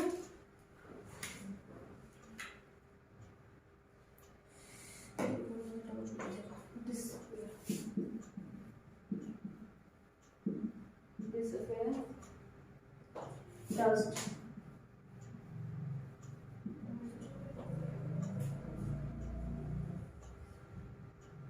Miniature.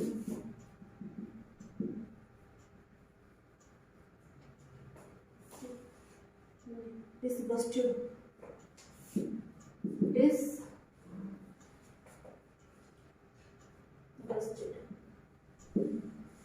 ठीक है, आपसे ये चार आपको वर्ड दिए गए हैं, डिसअपियर, टस्ट, मिनिएचर और डिस्गस्टेड। आपसे कह रहे हैं इनमें से एक भिन्न छाटो, मतलब ओड वन आउट बताना है, odd one out find out करना है आपको। क्या बताना है? ओड वन आउट छाटना है, इसमें से कि अलग कौन सा है, डिफरेंट कौन सा है, वो बताना है आपको। ठीक है, तो यहाँ पर इसमें आपकी बेसिक सी आपकी इंग्लिश की नॉलेज टेस्ट हो जाती है कि आपकी कैब कितनी अच्छी है, आपकी कितनी पकड़ है आपकी सब्जेक्ट के ऊपर। तो रीजनिंग के अंदर कभी भी स्पेसिफिक नहीं होता, वहां पर आपका जनरल साइंस का या जनरल आपकी नॉलेज का क्वेश्चन आ जाता को रीजनिंग पुट कर देते हैं, या आपको मैथ, तो बेसिक मैथ आपके क्वेश्चन आ जाते हैं, जैसे हम पीछे कर रहे थे जो एप्पल की कैलकुलेशन थी, लोगों की कैलकुलेशन थी।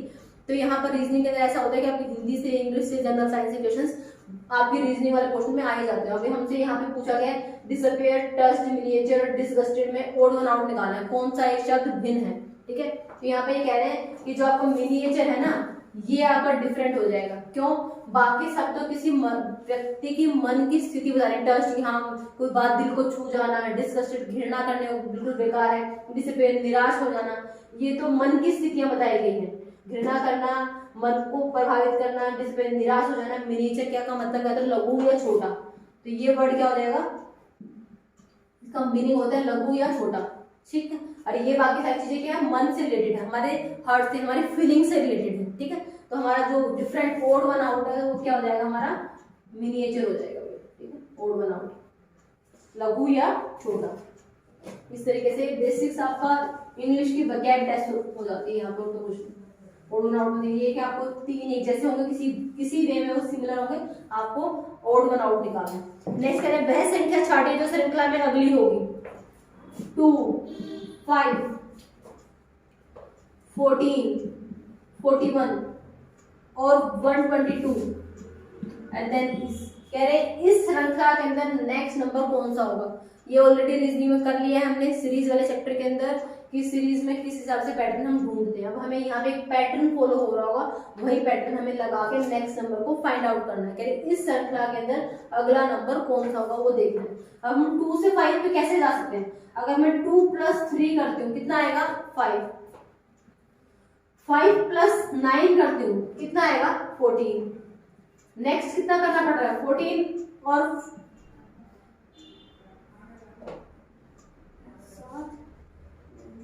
27। ठीक है, नेक्स्ट आपको क्या करना है? नेक्स्ट वाले में से पहले वाले को माइनस करके देखना है कि डिफरेंस कितना है। 5 और 2 में डिफरेंस 3 का, 14 और 5 में डिफरेंस 9 का, 41 और 4 में डिफरेंस 27 का, और 122 और 41 में डिफरेंस कितने का? अभी 2 में से 1 गया 1 और आपका 12 में से 4 गया 8, 81 का। अब आपको क्या पैटर्न दिखाई दे रहा है? 3, 9, 27, 81। क्या आपको यहाँ पे कुछ सिमिलरिटी दिखाई दे रही है? मुझे तो दे रही है अभी। 3 3 9, 9 3 27, 27 3 81 और 81 3 कितना होता है भाई? 3 1 3, 3 8 24, 2 4 3। इसका मतलब मैं अगर 122 में 2 4 3 को ऐड कर दूं, 2 3 4 को मैं ऐड कर दूं, तो मेरा जो नंबर बनना चाहिए नेक्स्ट सीरीज में वो क्या बनना चाहिए? 3 6 5 बनना चाहिए। तो यहाँ पर नेक्स्ट नंबर क्या आ जाएगा इस सीरीज में?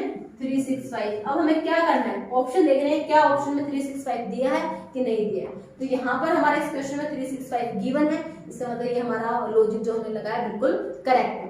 हमने डिफरेंस देखा, पहले 3 का था, फिर 9 का है, फिर 27 का है, फिर 81 का है। तो इसका हर स्टेप पे क्या हो रहा है? 3 गुना, पहले 3, फिर 3 दिए 9, फिर 9 दिए 27, फिर 27 से 81, फिर 81 दिए 243। तो 121 और 243 को ऐड करोगे तो आपको नया नंबर मिल जाएगा। ये कितना आ गया? 365। तो राइट आंसर हो गया हमारा 365 वही हमारा। ठीक है। या देखो मैंने पहले कहा है एक से ज्यादा लॉजिक लग सकते हैं, तो यहाँ पे एक लॉजिक और भी लग रहा है, अगर वो इजी लगे तो वो कर लो।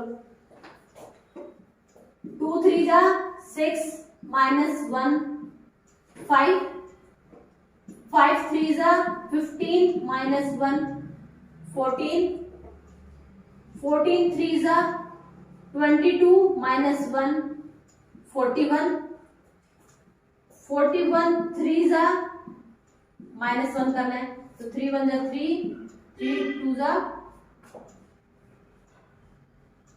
3 4 जा 12 -1, आपका कितना आ जाएगा 122। ठीक है, नेक्स्ट क्या आएगा 122। अब 122 को फिर क्या करना है, मल्टीप्लाई बाय 3 -1, तो 3 2 जा 6, 3 2 जा 6, 3 1 जा 3 -1, तो क्या आ गया नेक्स्ट नंबर 365।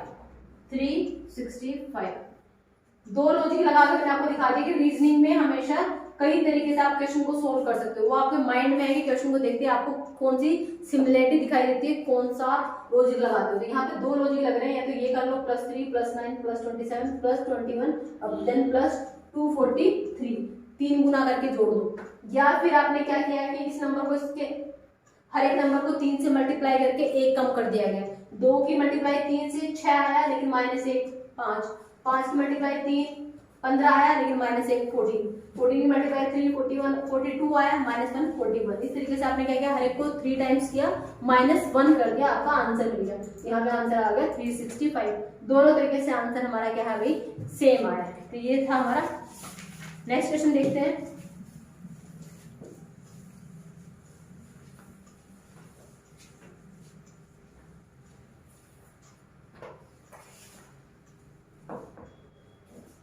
यदि सूर्य तारा है तो आपसे पूछा गया, यदि सूर्य का रिलेशन तारा के साथ है, तारा मतलब स्टार, सूर्य तारा है तो ऐसा ही रिलेशन किसका किसके साथ है, रात और दिन का।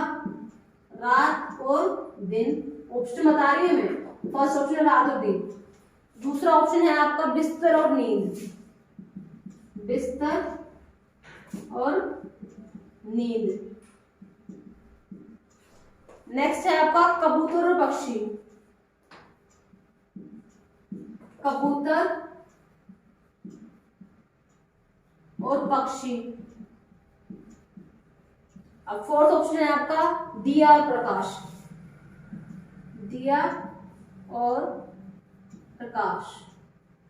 आपको क्या करना है, आपको इन 4 ऑप्शन में से इन जैसे सिमिलैरिटी देखनी किस में है, कि सूर्य और तारा में जो रिलेशन है ना, वही रिलेशन है यहाँ पे किस ऑप्शन में एक दूसरे के साथ इनका है। सूर्य क्या है, एक तारा है, पता है ना, सूर्य क्या है हमारा, एक तारा है, एक स्टार है। ऐसे ही रात क्या एक दिन है, नहीं। क्या दिन एक रात है, नहीं। तो यहाँ पर फर्स्ट वाला ऑप्शन तो क्या होगा, गलत।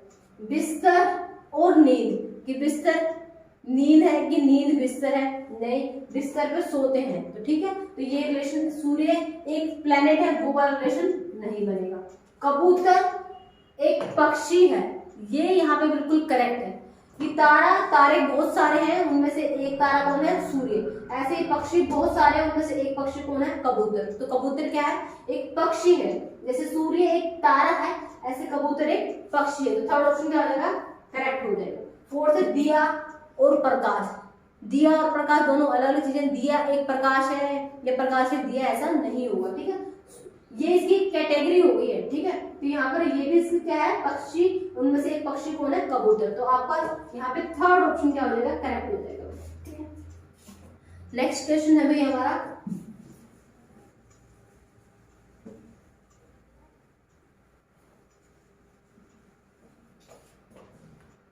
कौन सी संख्या परसेंट चिन्ह को हटाती है। यहाँ पे दे दिया 5 2 12 और 1।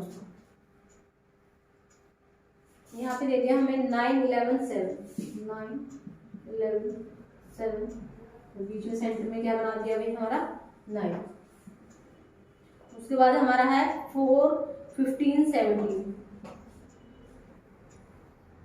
4 15 17 और यहाँ पे फाइंड आउट करना है, ये पूछ लिया हमसे। ठीक है, ये 3 बना के हमें दी है। यहाँ पे इसको सोल्व करके बताया कि ये जो भी रिलेशन है इससे जो है वो 5 आ रहा है। यहाँ पर इनके बीच में नंबर्स के बीच जो भी रिलेशन है उनसे 9 आ रहा है। यहाँ पर इन नंबर्स के बीच में जो रिलेशन है उससे कौन सा नंबर बनेगा। हमसे पूछा गया कौन सी संख्या परसेंट चिन्ह को पूरा करेगी, हटाएगी, किसी जगह पे हमें कौन सा नंबर पुट करना है। ऑप्शन दे दिए गए हैं आपका 2, 10, 12, 22। ऑप्शन कौन से 2, 10, 12 और 22।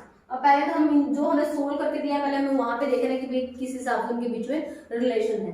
तो यहाँ पर क्या है 12 और 2 14 प्लस 1 15। हमारे यहाँ पे क्या है भाई 15 है, लेकिन यहाँ पे क्या लिखा हुआ है 5 लिखा हुआ है। 15 और 5 का क्या रिलेशन होता है, अगर मैं 15 को 3 से डिवाइड कर दूं तो कितना आएगा 5 आएगा।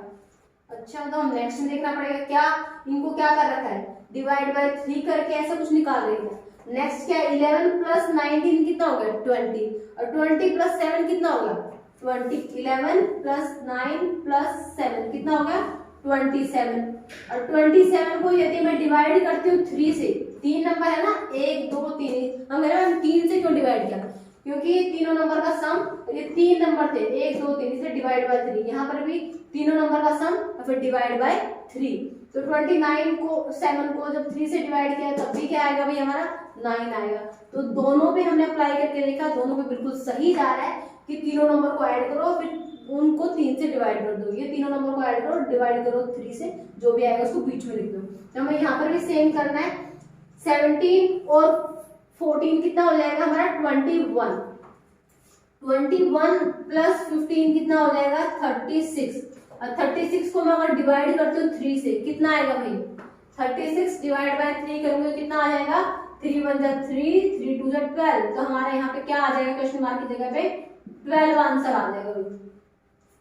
तीनों नंबर को ऐड करके डिवाइड बाय 3 करना है, तीनों नंबर को ऐड करके डिवाइड बाय 3। तो यहाँ पर मैंने तीनों नंबर को ऐड किया 36 आया, उस 36 को डिवाइड किया 3 से, तो हमारा आंसर आ गया भाई 12। तो यहाँ पर मिसिंग नंबर क्या हो गया जो इसको कंप्लीट करेगा 12 हो गया। ठीक है, अब रीजनिंग का लास्ट क्वेश्चन करते हैं भाई हम, जो डायरेक्शन का क्वेश्चन आपको दिया हुआ है, उसके बाद रीजनिंग तो हमारी डीएसएसबी वाले पिछले एग्जाम की यहाँ पे कंप्लीट हो जाएगी। आपसे पूछा गया है सुश्री प्रिया सूर्य की ओर मुख करके 10 मीटर सामने चलती है। सूर्य की ओर मुख करके, किसकी तरफ मुख करके, अब हमें पता है भाई ये तो है हमारी डायरेक्शन, ये होती है पूर्व, ये पश्चिम, ये उत्तर और नीचे दक्षिण। ठीक है, सूर्य की ओर मुख करके चल रही है, हमें पता है सूर्य किस दिशा में निकलता है भाई पूर्व दिशा में निकलता है। तो सूर्य की ओर मुख करके चल रही है तो इसका मतलब पूर्व दिशा की तरफ चल रही है। एरो निशान उधर लगा दो कि आप उधर की तरफ जा रहे हो, पूर्व की तरफ जा रहे हो। तो कहने प्रिया सूर्य की ओर मुख करके 10 मीटर सामने चलती है। 10 मीटर चल रही है, 10 मीटर सामने चलती है और 10 मीटर दाएं चलती है। 10 मीटर चलने के बाद क्या करती है राइट साइड में मुड़ जाती है, दाएं तरफ मुड़ जाती है। तो इधर की तरफ अगर फेस होगा तो राइट साइड कहाँ होगी नीचे की तरफ, तो दाएं मुड़ जाती है और यहाँ पे फिर कितना चलती है 10 मीटर चलती है। ठीक है, दाएं मुड़ जाती है 10 मीटर चलती है। फिर प्रत्येक बार अपने दाएं मुड़कर, अब हर बार वो दाएं ही मुड़ती है, एक बार 5 मीटर चलती है, फिर 15 मीटर चलती है, फिर 15 मीटर चलती है। करीब प्रत्येक बार वो दाएं मुड़ेगी, लेकिन 3 बार चल रही है 5 15 15, प्रत्येक बार 5 15 15 चल रही। तो पहले दाएं मुड़ी 10 चली, फिर यहाँ नीचे की तरफ फेस हो गया, फिर दाएं तरफ क्या होगी ये वाली साइड होगी, फिर इस तरफ आने के बाद कितना चली भाई 5 चली, यहाँ पे 5 मीटर। तो 10 का आधा के आसपास लेना है हमें, ये 5 मीटर है। 5 चलने के बाद यहाँ पहुंची वो फेस किस तरफ है इस तरफ, इस तरफ फेस होने के बाद फिर कहाँ कह रहे हैं दाएं मुड़ी। दाएं मतलब अगर मेरा इधर की तरफ फेस है, इस एरो की तरफ मेरा फेस है, तो मेरा दायां हैंड ऊपर की तरफ हो जाएगा ना और बायां हैंड नीचे की तरफ। तो मुझे मुड़ना कहाँ है दाएं मुड़ना है, मतलब ऊपर की तरफ मुड़ना है। और कितना चलना है भाई 15 चलना है। तो 10 तो ये ऑलरेडी है, इससे आगे मेरे को 5 और आगे निकाल लेना है। ये कितना मीटर है 10 मीटर, अब मेरे को चलना कितना है 15 मीटर। तो मैंने दाएं मुड़ी और मैं 15 मीटर चली, तो 10 तो मैंने ये कवर किया, 5 और कवर कर लिया मैंने। ठीक है, 15 मीटर हो गया यहाँ तक की डिस्टेंस मेरी। ये 10 मीटर कौन सी थी, ये हॉरिजॉन्टल वाली थी 10 मीटर। 15 मीटर चलने के बाद मेरा फेस हो गया ऊपर की तरफ।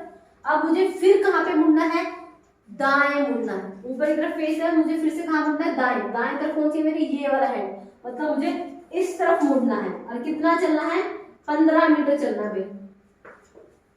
कितना मीटर चलना है, 15 मीटर चलना है आपको। तो 15 मीटर चलना है, 5 मीटर का आपका हो गया ये, 10 मीटर और बच गया इससे आगे। ठीक है, टोटल कितना है ये, टोटल है 15 मीटर। तो ये 5 मीटर तो इसके सिमिलर ही होगा, और इससे आगे 10 मीटर और चलना। आप यहाँ पे पहुंच गए। अब कह रहे हैं वह अपने आरंभिक बिंदु से अब कितनी दूरी पर है। उसका आरंभिक बिंदु कहाँ है, स्टार्टिंग पॉइंट। स्टार्टिंग पॉइंट ये है। सबसे पहले जब क्वेश्चन स्टार्ट होना लिख लिया करो, जहां से आपने पेन रखना स्टार्ट किया। यहां से मैं चलना स्टार्ट हुई थी, पूर्व की तरफ चली थी 10 मीटर, फिर मैं दाएं मुड़ती, फिर चली थी 10 मीटर, फिर दाएं मुड़ती चली थी 5 मीटर, फिर दाएं मुड़ती 15 मीटर, फिर दाएं मुड़ती 15 मीटर, और अब मैं यहाँ पहुंच गई। अब मेरे को क्या बताना है, मेरे स्टार्टिंग पॉइंट से, ये है मेरा स्टार्टिंग पॉइंट से मेरी अब दूरी कितनी है। हमेशा दूरी डायरेक्ट बताई जाती है इस तरीके से कनेक्ट करके।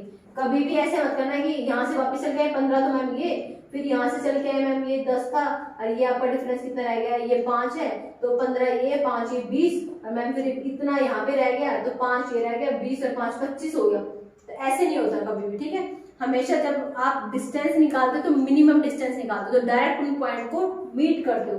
तो यहाँ से यहाँ तक की आपको क्या निकालनी है भाई, डिस्टेंस निकालनी है। ठीक है, यहाँ से यहाँ तक की क्या निकालनी है आपको, डिस्टेंस निकालनी है। तो अगर हम इसको वो बनाने, ट्रायंगल बनाने की कोशिश करें, हम क्या बनाए, राइट एंगल ट्रायंगल, जहां पे पाइथागोरस थ्योरम लगती है, हम वो बनाने की कोशिश कर रहे हैं अगर हम। तो यहाँ पर ये जो डिस्टेंस हमारी 15 है, और हमें यहाँ तक की डिस्टेंस निकालनी है। तो ये डिस्टेंस कितनी है भैया हमारी, अज्यूम करें तो हम ये डिस्टेंस कितनी है, ये थी आपकी 10, ये टोटल थी 15, तो ये वाली डिस्टेंस कितनी बच गई, 5। तो इसका मतलब ये भी हमारी कितनी होगी, 5 होगी। यस और नो। ये टोटल थी 15, यहां तक है ये 10, 15 में से 10 माइनस किया तो ऊपर वाली कितनी रह गई, 5। तो ये कितनी होगी हमारी, 5 मीटर हो गई। ये यहां से यहां तक कितनी थी, 15 मीटर, और यहां से यहां तक कितनी है, 5। तो ये है 5, ये है, टोटल कितनी थी, 10। तो हम इस डिस्टेंस को अगर मीट करने की कोशिश करें, ये पूरी लाइन कंप्लीट करने की कोशिश करें, तो ये कितना हो गया, 5 मीटर। ये 15 तो ये 5, ये 15 और 5 कितना हो गया भाई, 20 मीटर हो गया। तो ये जो डिस्टेंस इस ट्रायंगल की यहाँ से लेके यहाँ तक, इस ट्रायंगल की जो डिस्टेंस है वो कितनी होगी, 20। इस ट्रायंगल की यहाँ से लेके यहाँ तक जो डिस्टेंस है वो कितनी होगी, 5। तो हमें क्या निकालना है, हाइपोटेनस, कर्ण निकालना है। हमें आधार पता है, हमें लंब पता है, हमें क्या निकालना है, कर्ण निकालना है। मिनिमम डिस्टेंस निकालते हैं तो हम क्या निकालते हैं, कर्ण निकालते हैं। तो कर्ण क्या होता है, स्क्वायर रूट निकाल के आधार का स्क्वायर प्लस में लंब का स्क्वायर। ठीक है, hypotenuse is equal to base का स्क्वायर प्लस में परपेंडिकुलर का स्क्वायर। तो यहाँ पर हमारा कितना हो जाएगा, एक तो है 5 का स्क्वायर, एक है हमारा 25 प्लस 15, 20 टोटल, 20 का स्क्वायर। ठीक है, कितना आ गया, 5 का आ गया स्क्वायर 25 और 20 का स्क्वायर आ गया 400। तो इसका तो ये निकालने के बाद जो वैल्यू आ रही है वो कितनी आ रही है, 425। कितनी निकल के आ रही है भाई, 425। अब हमें ये पता है अगर मैं इसका स्क्वायर रूट निकालूं, एग्जैक्ट तो आएगा नहीं क्योंकि 20 का तो एग्जैक्ट होता है 400। ठीक है, और 21 का आपका होता है भाई 441। 21 का स्क्वायर रूट, 21 का स्क्वायर होता है आपका 441 और 20 का स्क्वायर होता है 400। तो 425 तो किसी का भी परफेक्ट स्क्वायर नहीं है। ठीक है, हम ये नहीं कह सकते 425 किस नंबर का एग्जैक्ट आएगा। तो ये किसके बीच में लाई करेगी वैल्यू, 20 और 21 के बीच में लाई करेगी कि 400 से तो बड़ा है और 441 से क्या है, छोटा नंबर है। तो जो वैल्यू होगी 20 के से ऊपर होगी और 21 से कम होगी। ऑप्शन में आपको दिया गया है कि आप अपने आरंभिक बिंदु से कितनी दूरी पर है। 4 ऑप्शन दे दिए गए हैं, 5 मीटर की दूरी पर हो, 10 मीटर की दूरी पे हो, 15 मीटर की दूरी पे हो या 20 मीटर की दूरी पे हो। आपको ये 4 ऑप्शन दिए गए हैं, 5, 10, 15, 20, कि आप इनमें से कितने मीटर की दूरी पर हो। तो बताओ भैया, अगर हम यहाँ पे चेक करते हैं तो हमारा जो मोस्ट नियर जो आंसर आया है वो क्या आया है, 20 पॉइंट समथिंग कुछ आएगा, क्योंकि ना तो वो 20 का स्क्वायर है, ना ही वो 21 का स्क्वायर है। 20 और 21 के बीच में लाई करता है। तो हमें इनमें से बेस्ट आंसर देखना है। तो हमारा आंसर क्या हो जाएगा, 20 हो जाएगा भैया। ठीक है। हम इससे सोल्व करेंगे तो ये हमारा ये क्या एक ट्रायंगल बन जाएगी, कौन सी वाली, ये एक ट्रायंगल बन जाएगी जहां पे इसकी वैल्यू 5 है, इसकी वैल्यू 20 है, हमें इसकी वैल्यू निकालनी है, इस पॉइंट पे निकालनी है। तो इस ट्रायंगल के अंदर इसका स्क्वायर प्लस इसका स्क्वायर करेंगे तो इसकी वैल्यू आ जाएगी, तो वो 425 आई, तो इसको करने के बाद कितना आ गया भाई हमारा 20 आ गया। तो हमारा बेस्ट आंसर हो जाएगा कि वो अपने आरंभिक बिंदु से 20 मीटर की दूरी पर है। डायरेक्शन और डिस्टेंस का चैप्टर भी हम ऑलरेडी डन कर चुके हैं रीजनिंग वाले पार्ट में, तो आप को करना है डायरेक्शन तो आप वहां से कंप्लीट कर सकते हो इसको, ठीक है। हम यहाँ पे रीजनिंग को भी यहीं पे फिनिश करते हैं। नेक्स्ट वीडियो में हम अपनी जो हिंदी इंग्लिश वगैरह और जो रहते हैं वो नेक्स्ट वीडियो में डिस्कस करेंगे, क्योंकि वीडियो काफी लंबी हो जाएगी। तो अभी के लिए इतना ही, धन्यवाद।